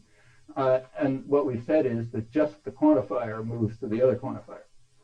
Okay. Now, notice you can't do this overtly. I mean, everybody knows you can't raise out of here. So we seem to be in the unpleasant situation of saying that you can have LF operations that aren't overt operations. However, that's probably the wrong way of looking at it because something else is known about these things. What's known about these things is that in multiple WH constructions, the downstairs WH phrase doesn't violate all conditions on movement. It violates ECP, it violates that trace filter, it violates everything. And that's been a huge problem in the technology of all the theories. You look at Lasnik-Saito or anybody else, and they got all kinds of complicated mechanisms to deal with this fact. Well, suppose we, again, bite the bullet and say that what's going on is this isn't LF movement at all. What it is in fact absorption. What May and Higginbotham call absorption. That is, it is just establishing a relationship between two quantifiers and giving one of them the scope of the other and forming a generalized quantifier out of them. That's it. There wasn't any movement. Therefore, of course, it violates all movement conditions like ECP. And furthermore, we never raised this thing, so of course it behaves like that because that's what it looks like at LF. So we've knocked out the requirement, the condition, the requirement that it apply at S structure. Notice this is an argument of the weakest type. It says the operation can apply at LF. Now we can say condition C applies at LF. Okay, but usually the way people say this is, well, you had reconstruction, but we didn't introduce any of that stuff. We just say the operation is in fact absorption. It was a mistake to think of it as WH movement. Now, that's the best possible hypothesis. There's always been a strong argument against it. Which is the reason why it wasn't pursued. The strong argument against it has to do with the Japanese-Chinese type languages, where you have LF, WH, and C2. But we know, since Huang's work about 10 years ago, that the WH and C2 satisfy some, though not all, LF operations, overt operations. Like the WH and C2 in Chinese does satisfy ECP. Okay. On the other hand, if this is correct, it shouldn't satisfy anything. That ought to be the same operation, notice. In English, it's multiple WH, and Japanese or Chinese or Korean or any of those languages, just a single WH. Okay. And that looks like an overwhelming argument against proceeding this way. Now, in fact, there's a recent paper by Akira Watanabe who overcomes this objection, I think. What he claims, and he gives an interesting evidence for it, is that in Japanese and Chinese, in that class of languages, there is also overt movement, but it's overt movement of an empty operator. Okay, and that overt movement of the empty operator is what is yielding all the effects, all the ECP effects. Then there is an operation of LF movement, which brings that thing down below and packs it on to the to the empty operator, like complex adjectives and so on. It has some quite interesting evidence for this, subtle but interesting, and the facts look right. Now, if that's the case, we've killed the counter argument. It's going to turn out that there aren't any WH and C2 languages. They don't exist according to this. They just appear to exist because, we only are stuck with phenomena. We don't see what's really going on. What's really going on is they all have overt movement. The overt movement always meets the syntactic conditions. Then you have the thing, he calls it LF movement, but I would prefer to say not at all. It's just absorption, which relates the two pieces, or relates the two quantifiers, forms a generalized quantifier if there's two of them, a singular quantifier if there's one of them, and that's it. And the second operation doesn't meet any conditions at all. Okay, so that would obviate the standard objection to this. We now have, assuming that this path can be pursued, we'll have knocked out one argument for S-structure conditions, hence for the existence of S-structures. Well, let's turn now. I still got some patience, a lot more we can talk about. Should I go on a little bit? Yeah. Let's turn now to, I haven't yet said anything about optimality, so let's say something about that. And then I'll come back to things like point of spell out, V-raising, and so on. What kind of optimality do we want? Well, let's take the cases that are obvious. So there's one case. Let's begin with optimality of representation. Okay.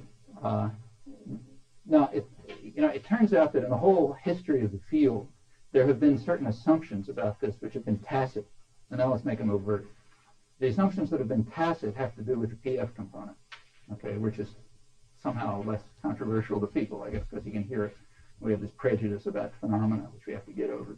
But at the PF level, there have always been some tacit assumptions about optimality of representation, and let's think what they are. The assumption has always been, the PF level, you have just a phonetic matrix, right? No structure, no words, no brackets, nothing like that. It's just instructions to the sensory motor system, okay? It's always been assumed that at the PF level in a phonetic representation, there's no superfluous symbols around. So, for example, if somebody gave you did a phonetic analysis of a language which had in it some symbol that you got to get rid of somehow, you'd say, no, wait a minute, you didn't get to the phonetic level yet. The phonetic level doesn't have that property. The phonetic level has the property that every symbol there is, let's call it a legitimate PF object. It's an object that has a uniform, language-independent, universal interpretation apart from this language, okay? Like it could be this, for example. You could have a phonetic representation that looks like that, but nothing that you got to do any more work on.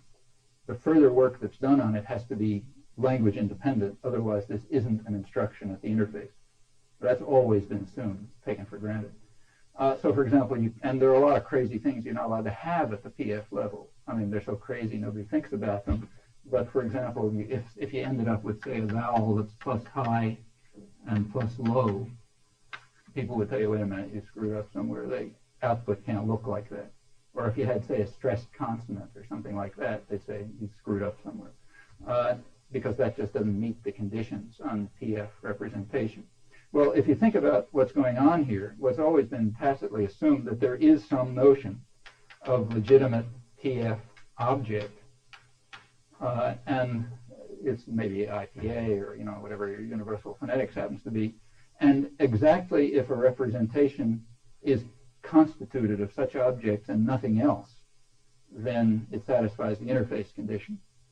This is what I've been calling lately the principle of full interpretation. Namely, every symbol at the interface level must have a language-independent universal interpretation at the interface, reflecting properties of the interface, period.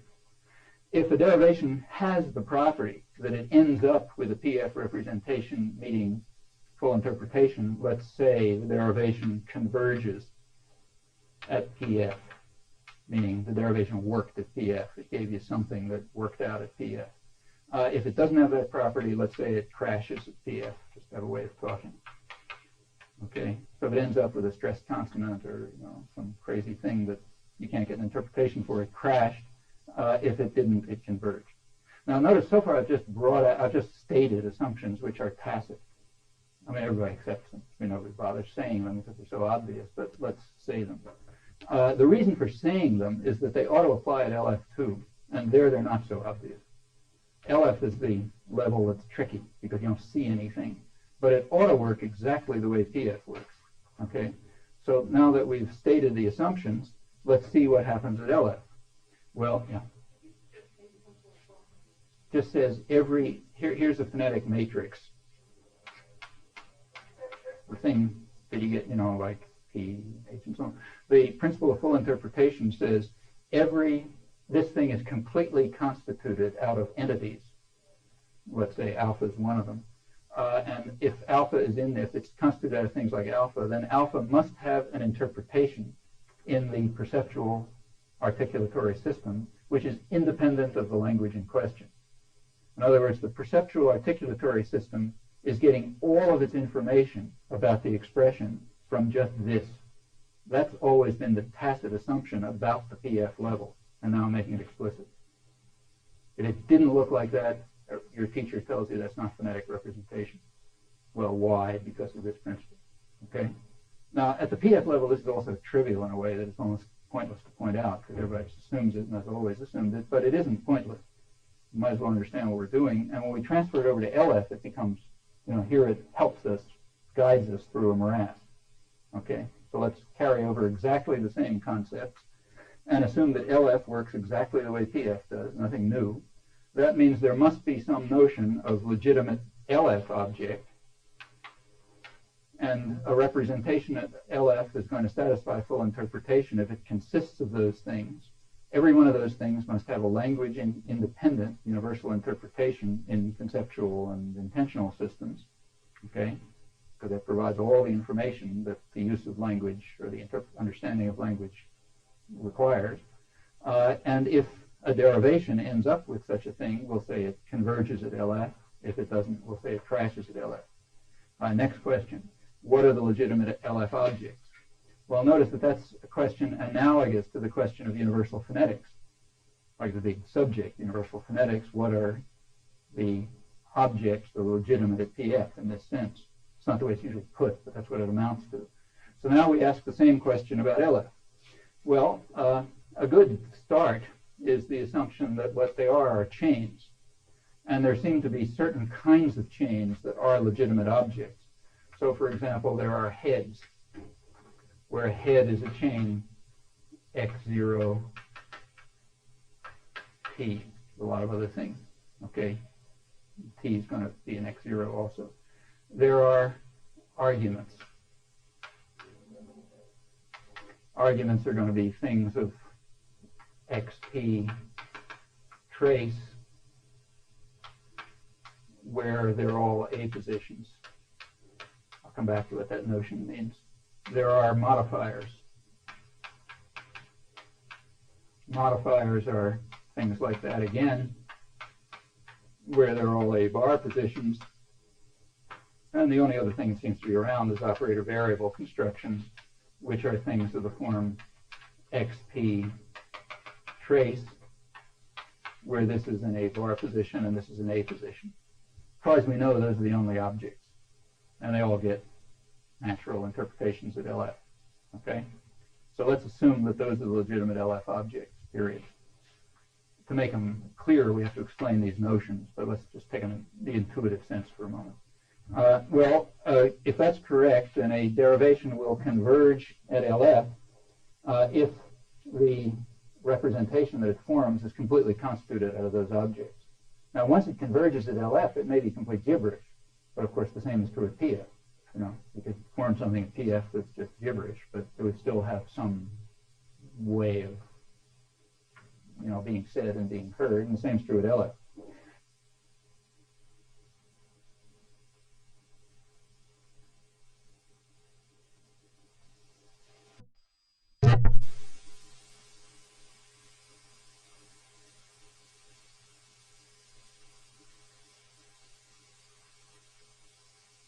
Form something at TF that's just gibberish, but it would still have some way of being said and being heard, and the same is true at LA.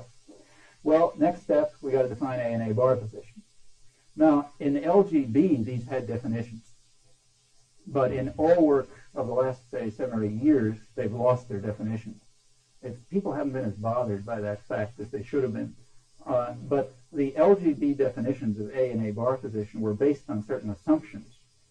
One assumption, crucial assumption, was that theta relationship is sisterhood. Okay, that's a crucial assumption. And in fact, if you drop that assumption, the definition of A and A bar position collapses. Well, that assumption's been given up years ago, for all kinds of reasons. And in fact, nobody believes it anymore. But the trouble is, if you stop believing it, you no longer have the notion A and A bar position. And since virtually all the technical work in the field uses these notions, none of it means anything. It's kind of a serious problem. It has some, we sort of know intuitively what we're talking about, but there's no characterization of it because it was characterized in a framework of assumptions which are no longer accepted. So we need something new. Well, what do we want? I think what we want is probably something like this. Let's think back to the sort of core story. The core story is that everything is a kind of reflection of properties of lexical items. Okay? So, for example, let's take verbs. Everything's a property of lexical items. Now, if you look at the V system, the system of verbs, and you think of this, Pollock-style story, or in fact almost anybody's story, you got a verb you pick a verb out of the lexicon, and in the course of the derivation, it somehow picks up inflections, like it picks up agreement and tense and whatever else it may have. Okay, how does it do that? Well, there's two stories. One story is it does it by adjunction. So you've got an inflectional element and a verb, and the verb adjoins, and then it's got the inflection. That's the usual way it's looked at, Baker-style adjunction, head movement. And there's another possibility. The other possibility, more in the spirit of lexicalist phonology, and the one I'm going to adopt, is that you pull the verb out of the lexicon with all its features. Okay, and that it still raises to the inflectional elements, but the operation that takes place there is checking. Okay, so when you raise V to I, any of the inflectional elements, and you form this, what happens is that in this configuration, you check the V feature and you see if I has it.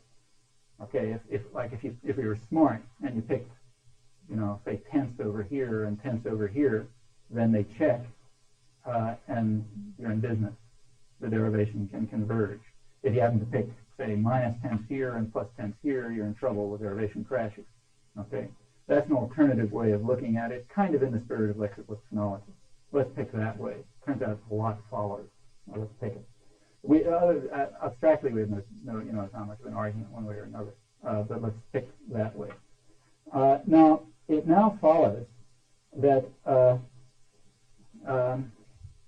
what are we going to say now about, say, French and English? We're going back to the position of spell out at the moment. What we're going to say is that in French, Z has to have its features checked before spell out. In English, it has to have its features checked after spell out. Okay. Notice, incidentally, that one of the main arguments for one of the basic assumptions of the Emmons-Pollock type approach now collapses. We don't have to say that the inflectional features lower in overtly. They don't have to lower at all. They can just stay where they are. The reason everybody assumes that they lower it is that the verb actually has the features phonetically. But of course, if it comes out of the lexicon with them, well, okay, fine, just had them and didn't yet get checked. So we can drop the whole story about lowering. There's a lot of reason for doing that. If you have lowering and then raising, and you think about the mechanics of adjunction, the structure of a verb in English, or an English-type language, ought to be very different from the structure of a verb in a French-type language, and it isn't. The structure of the verb is identical. but they would come out quite different if you had lowering and then raising. So in fact, let's say you don't have lowering at all. In fact, let's knock out lowering as an option even. It's not even a possibility. And you just have raising in both cases. But in English, you have raising after spell out and in French before spell out. We still have to state that fact at PF, but let's proceed. Now it turns out that tense and agra, all of those things, are features of V, right? They're what we might call V features. They have the property that when a V raises to them, they look and say, we match or we don't match. So let's call such things V features. Okay. And more generally, let's speak of L features, where L is any lexical item. So you can have N features and V features and A features and so on. All right, now let's go back to A and A bar positions and recall that the basics. We only have two basic relations: spec head and head complement. And now let's simply distinguish two categories of positions. One, the relationships where H is has an L feature, and the other, the case where H doesn't have an L feature. Very elementary. Okay, what has L features? Well, lexical items, of course, like the verb has the L features, and all the things that are going to check off its features, like agra and tense, but notice not C. C is not a V feature. I mean, verbs may raise to C, but if they are, it's really the inflection that's raising to C.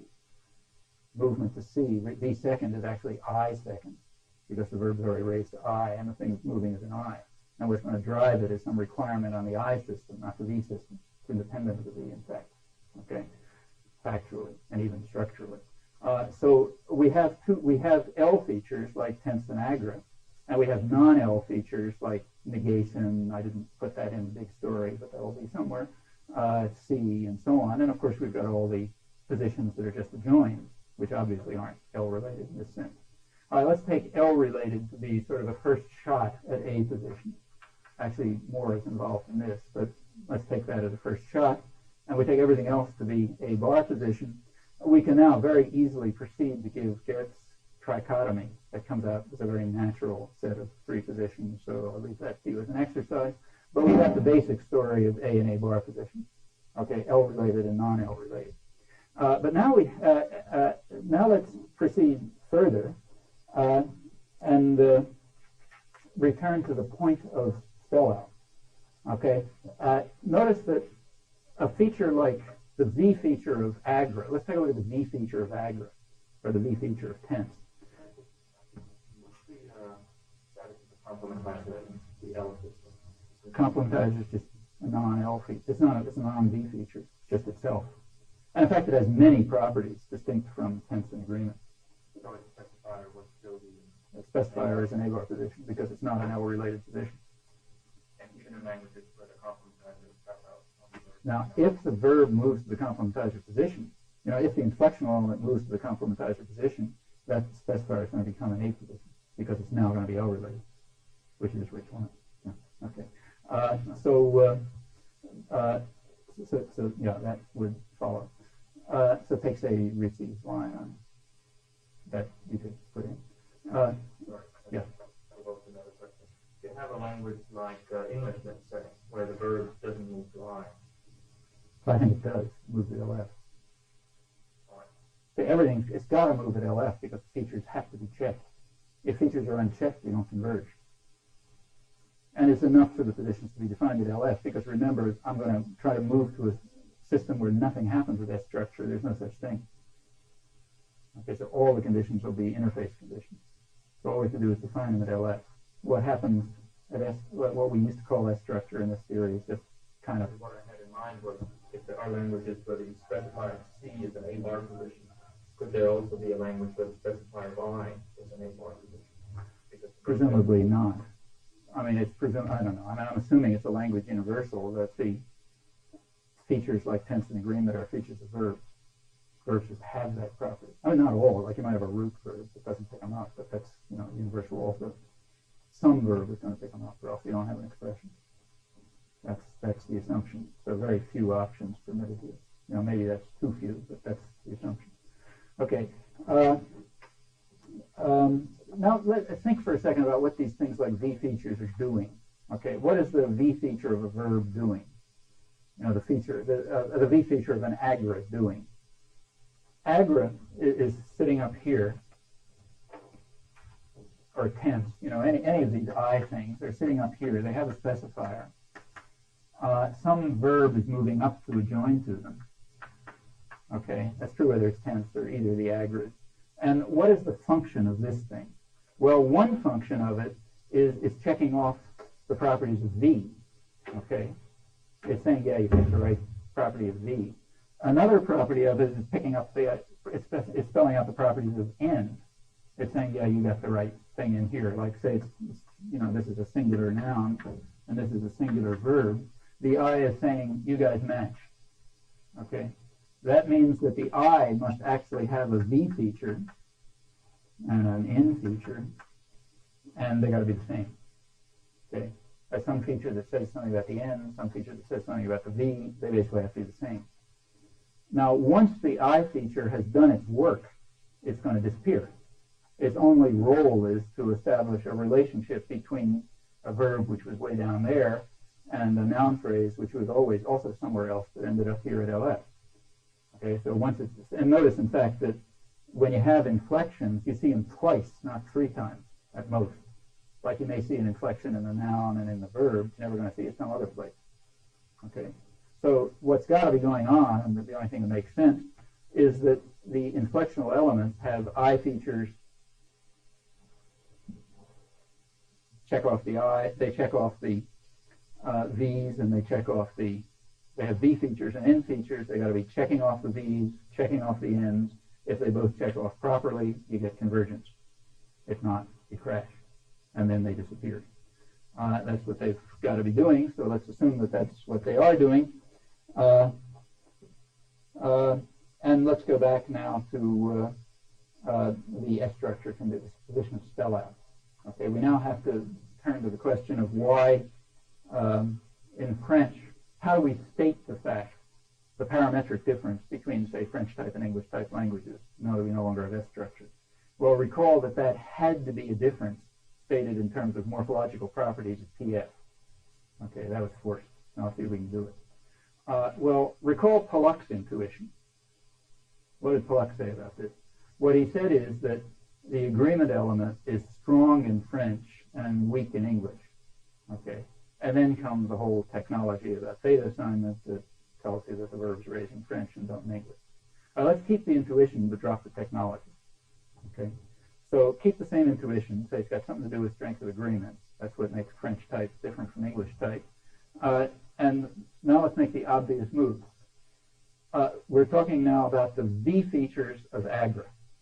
Okay, Pollock is saying, and let's accept, that they are strong in French, weak in English. Now, what does that mean? Well, we'll give a natural elementary interpretation of that.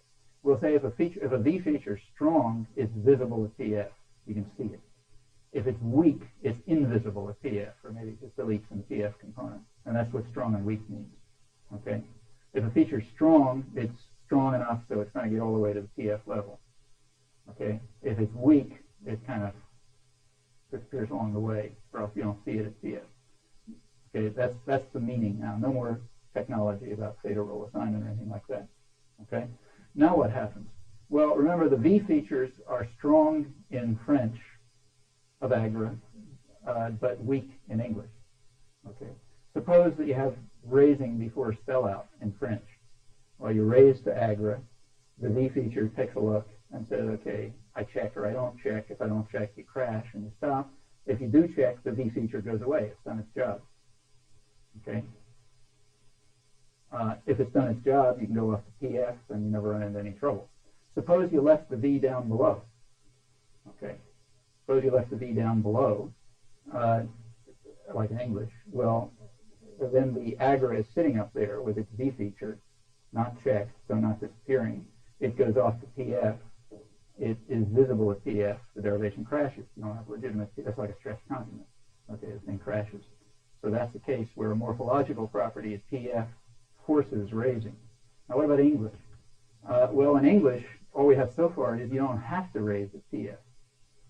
Okay, you don't have to raise before spell out, because even if you don't raise before spell out, since the agra feature, the V feature of agra is weak. It's not going to be visible at PF.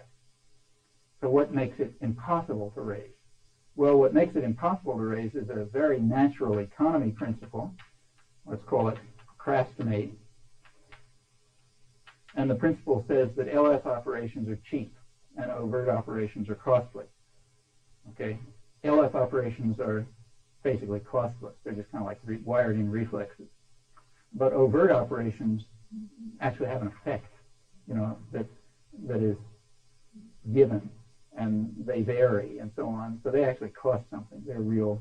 When you check up the cost of the derivation, you can forget the LF part at first approximation. Actually, you've got to consider it for other reasons, but cheaper than PF, pre-PF. Okay. So overt operations add to the cost of the derivation, but the rest of the stuff is just reflex, happens automatically. Okay. If we make that assumption, then it follows that if you don't have to move it before spell out, you can't move before spell out, because there's always a more economical derivation that didn't, and the more economical one's always going to block the less economical one. Okay. This happens to have lots of consequences, but here's one. So on the basis of that economy principle, let's now assume it's kind of a lateness principle. It says do everything as late as possible.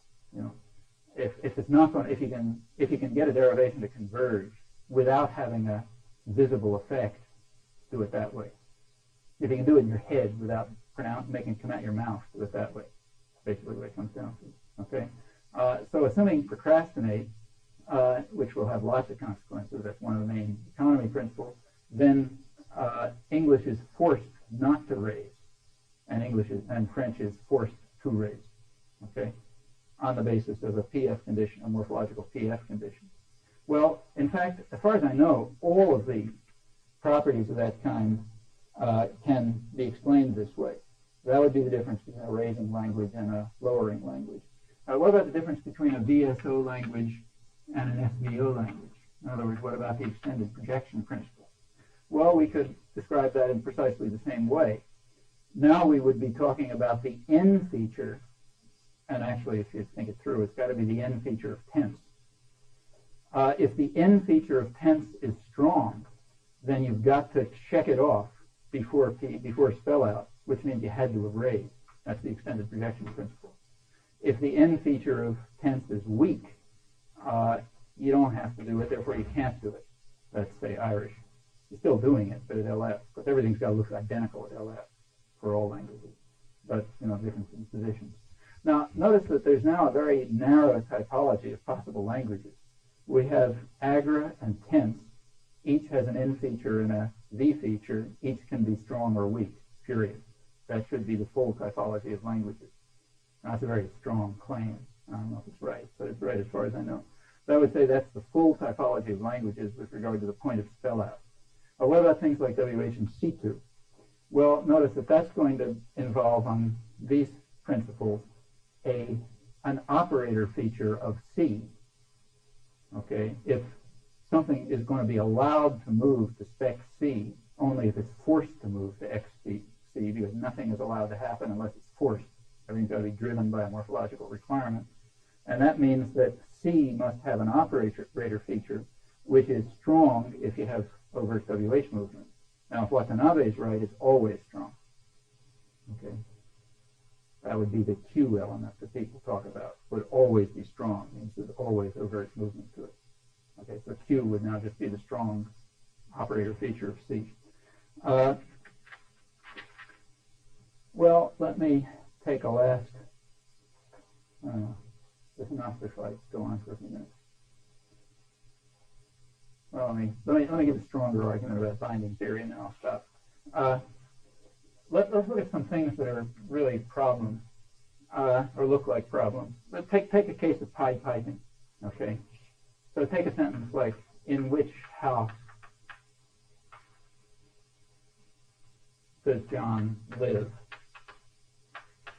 Okay, and think about the structure of that. We've got a chain.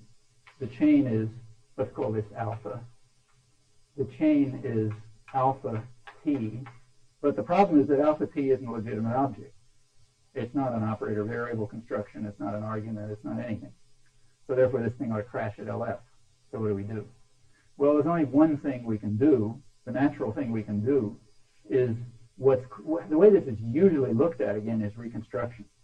Okay, what you do is reconstruct, and you turn it into an operator variable, an operator up here, and you reconstruct in which house down here, and you get something like for which X John lived in X house, or John lived in X. So in fact, you get two possibilities.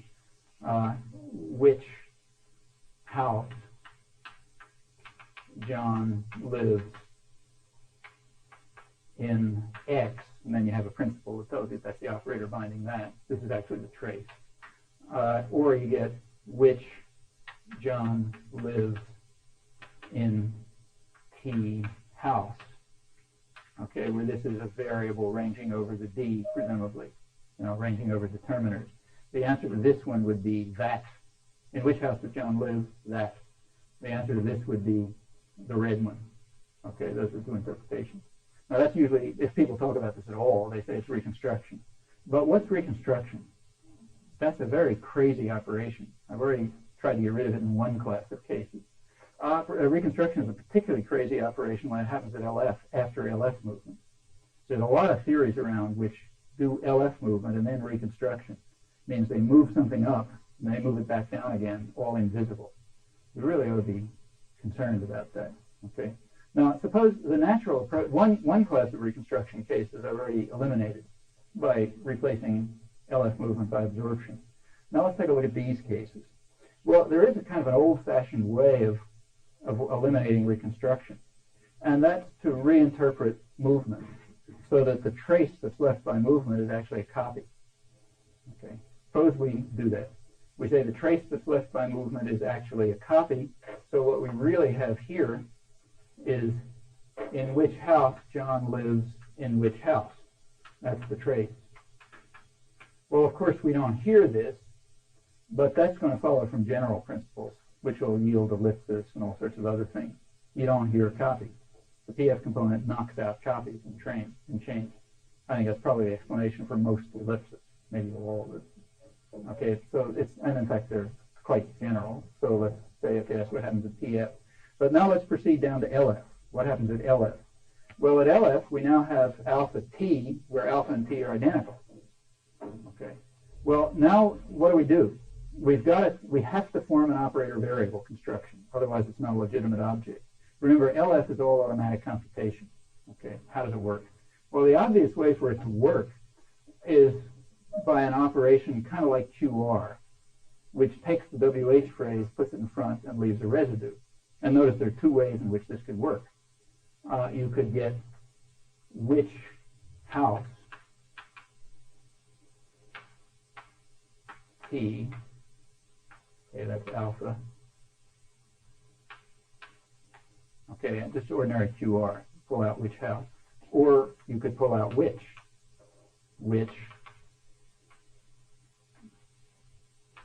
sorry, I forgot, in T, which house in T. That's one way of pulling out the operator.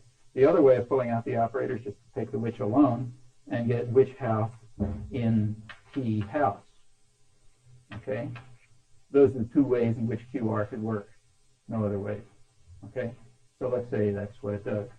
And of course, it's going to work in both of these things, right? Because they're both identical. All right, now let's ask ourselves what happens. We now turn in which house into either this or this, depending on which option we pick. And down here, we also have the same two options. Okay? Now what do? Well, we know what LF is supposed to look like. What LF is supposed to look like is that in the operator position, we have an operator. Okay, so if we want to converge at LF, if we want convergence at LF, we have to eliminate this at LF, and we have to eliminate the operator down here. Okay? Notice I don't have to say this. If you don't do it, you just don't converge at LF. You don't get a legitimate object. So let's say that the only thing we have to say is you've got QR, you have deletion, period. Those are the only things. Do them any way you like. Out of all the ways of doing them, only two are going to work, giving you convergence at LF. One that's going to work is to take the operator WH over here and to take NT down here. The other way that's going to work is to take the operator which over here and to take in T house down here. Nothing else is going to work. If you do either of those things, you get legitimate object. In fact, you get an operator and a variable, and an operator and a variable is a legitimate object. So those are the only two things that are going to work. Everything else is going to crash. So all we have to say is, at LF, you have QR and deletion, period. Then do them any way you please, and these are the two ways that are going to come out. Okay. If you pick either of these two ways, you're going to get the effective reconstruction. So we can drop reconstruction. Okay. Reconstruction now just becomes the LF operation, QR, and deletion. Notice, incidentally, it's also going to follow that you get reconstruction only in A-bar movement, because that's the only case where you're going to get QR, and that's a well-known fact. You don't get reconstruction in A movement, but it follows now. That's been a big problem, incidentally, in reconstruction theory. But that just follows from the fact that reconstruction depends on the existence of an operator, so you can apply QR. Okay. Now, by reconstruction, I mean the whole class of reconstruction effects under binding and all that stuff. For example, for those of you who are familiar with Dave LeBeau's approach to reconstruction, it's founded on the fact that it should have, given his arguments, it should have worked at A-bar for A movement too, but now we can see why it doesn't. It can't apply for A movement. There's no, the equivalent of reconstruction doesn't work. Okay, now let's proceed to binding theory.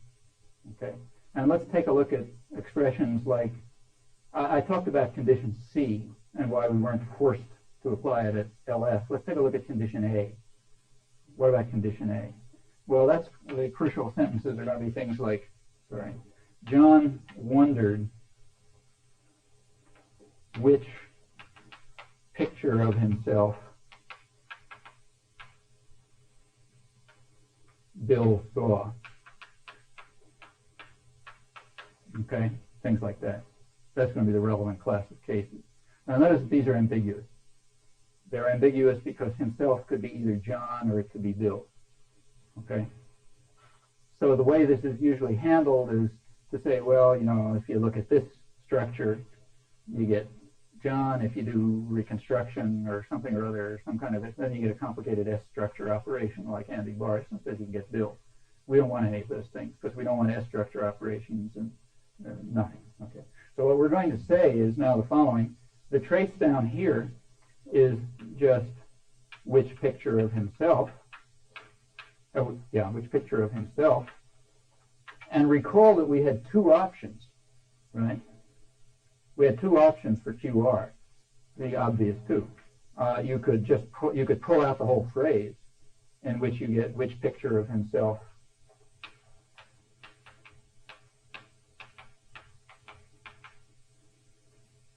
T, or we could just pull out the which and get which T picture of himself. It's the same two options I gave before, right? It's depending whether you take the WH to be a D operator or an XT operator, a D operator or a DP operator, and DP theory. Okay, that's straightforward. Now, notice that to get convergence, you got to do the same thing down here that you did up here. We didn't have to say that. It's just not going to converge otherwise. Okay, so that means you got those two options down here too. If you pick this option, the himself is going to remain upstairs at LF. If you pick this option, the himself is going to remain downstairs at LF. Okay, so that gives you the two ambiguities. The ambiguities just depend on which of the two options you pick. Okay, so we're straight. We don't have any argument for S structure. That's a weak argument against S structure. Works fine at LF. Now let's take see if we get a strong argument against S structure. An argument that says things can't happen at S structure. Well, try replacing saw by take. Okay, now take the sentence, John wondered which picture of himself Bill took. Okay, notice that which picture did you take is ambiguous.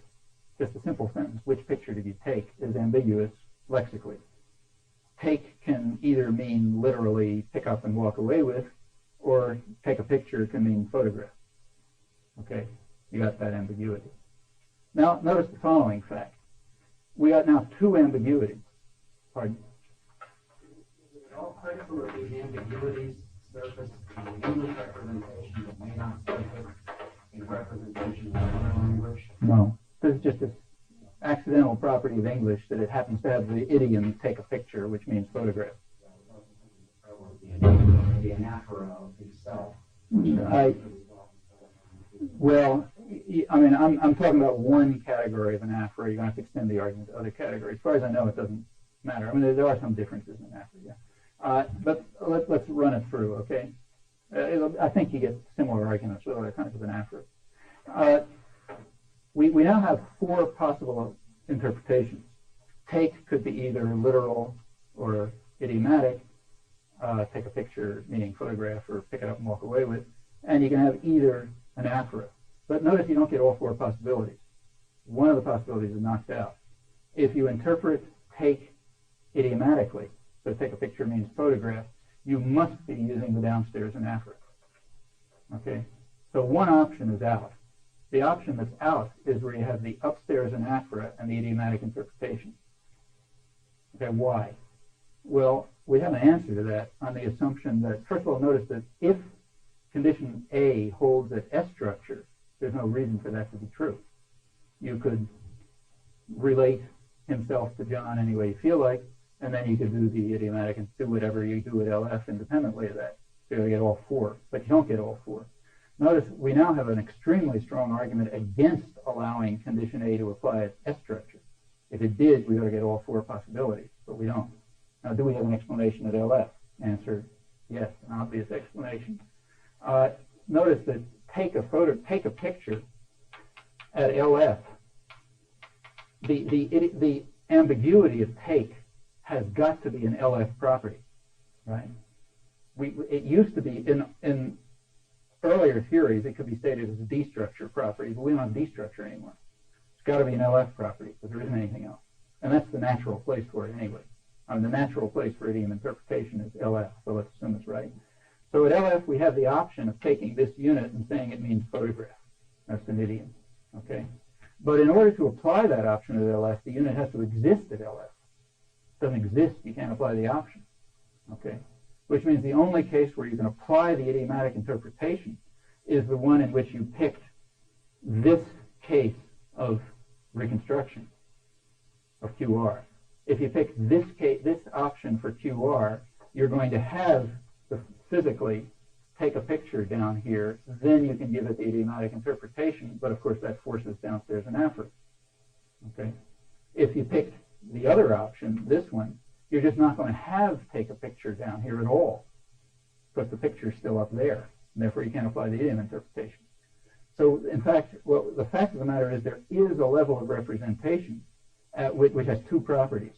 One, you give three properties. One, you give idiomatic interpretations there. Two, you don't hear it. Three, binding theory applies there. Okay? Now, what could have those three properties? Well, only one thing, LF. Okay? So in fact, we now have an overwhelming argument that condition A can't apply at S structure. Decisive argument, the strongest kind. Furthermore, we have an extremely strong argument for LF. In fact, that's the strongest argument I know for the existence of LF. Namely, that there's got to be a level with the property A, you don't hear it. B, binding theory applies there. 3, idiom interpretation applies there. And the only possible candidate for that is LF in anybody's theory. In fact, in this theory, it's forced if you don't have any other level. Okay. Well, that's the strongest kind of argument against an S structure condition. Yeah. Was that in condition or in conjunction with what you said about reconstruction? There isn't any reconstruction anymore. Yeah. Would strongly predict that you couldn't get idioms like advantage seems to have been taken. No. So that's an A movement case. Right. And you couldn't reconstruct. You don't. No, what you have. No, but you have advantage down below. So you have advantage down below, right? So you do it either way. Yeah, you copy. Yeah. So it's just a question of how you interpret the chain. Yeah. You don't get the effect of reconstruction because that requires analysis of the phrase into a quantifier and an operator. But you still get idiom interpretation. Okay. Now, notice the next thing to look at, I'm not going to say anything about it, would be case theory. There's a very powerful argument that case theory has to be at S structure. The argument is very straightforward. You need it both at PF and LF. You need it at PF because you hear it. You need it at LF because of the way it interacts with things like theta criterion and so on. But notice that on a checking theory of features, that argument is gone because you don't. It doesn't have to happen before PF. If you didn't check the case feature before spell out, it's going to be there anyway because you pulled the thing out of the lexicon with it. Okay. The case feature is only going to be checked when the phrase that has it moves into the spec head position, and that could perfectly well be LF. But since all that does is checking, you don't care. So the strong argument in favor of the case theoretic condition at S structure disappears. There are a lot of other arguments. There are things about exceptional case marking, and why don't you get John Seam's bill to be intelligent, all that kind of stuff. And you got to show that those work. Actually, I think they do, but they involve rather intricate considerations of economy conditions, which I don't have time to go on. All right, assuming that this is kind of like a sketch of a program. Assuming you can do it, what do you end up with? Incidentally, let's take another look at this LF condition on binding theory. Notice that if this is correct, we can now move to what is clearly the optimal theory of binding. Notice why. If binding theory applies at LF only, not at S structure, then we can say the following. First of all, we can eliminate all indices. We don't care what kind of indices. We don't need any indication throughout the syntax of anything. You only needed them if things were happening at S structure, but now it's not. And what will binding theory come down to? Well, binding theory will come down to the following, usual three conditions, but now stated on LF representations. And it will say basically this: if alpha is an anaphor, it must find an antecedent within some local domain. You define that as you like. If alpha is a pronominal, it must be disjoint from everything in the local domain. And if alpha is an R expression, it's got to be disjoint from everything in a bigger domain, the sequence. Okay. Notice that that's the most trivial formulation of binding theory, and it unifies disjoint reference and distinct reference, which is an extremely tricky business. The only way that that's been done so far is with set indices and all sorts of things like that. If you want details, have a look at Lasnik's stuff. But we can throw out all of that stuff. We can throw out set indices. We can throw out any indices, in fact. This is an effective version of the on-binding theory of anaphora, which was the only one around that ever unified disjoint and distinct reference, okay, but did it in terms of mechanisms. It was too complicated. We can now throw out the mechanisms and keep the theory, okay, and in fact throw out indices altogether. That's a very good idea. Indices should not really exist, and all the work that uses indices is extremely suspect. So the indices, here you got to separate engineering from science, sort of. An index is just a way of expressing a relationship, right? It can't be a thing in itself, I mean, an index ought to be replaceable by coloring two things the same color, for example.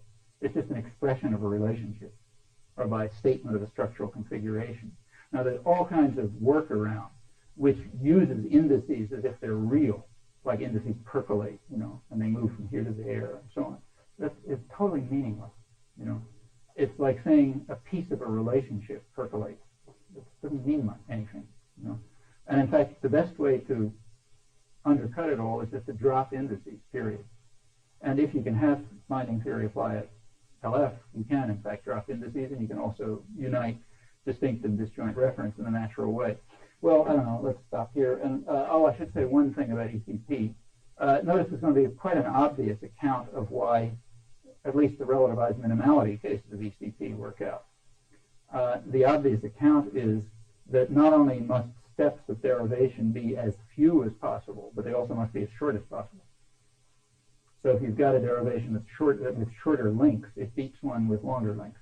Okay, that essentially gives you two things, relativized minimality and also superiority. Superiority is also a case where you pick longer lengths instead of shorter ones. You got to state that correctly, but that would unify those two cases of ECP, which do fall together, I think. Well, okay, that's a sketch. Here's the kind of conclusions which would come out if you can fill in the blanks. The conclusions would be that a linguistic expression, that the only levels of representation are the interface levels, the ones that are forced. Okay, A linguistic expression will be just the optimal realization of interface conditions, period. Nothing else to say about it. All conditions will, of course, apply to the interface because that's all there is. Okay, very close to what's conceptually necessary. Though notice that it requires a very specific understanding of what a computation is and what the best computation is. And the program would state as follows: if we can find that conception, looks like we ought to be able to come very close to a kind of a God-designed language, one which has just the conceptually necessary properties understood from a particular and quite natural perspective. That would be the minimalist program.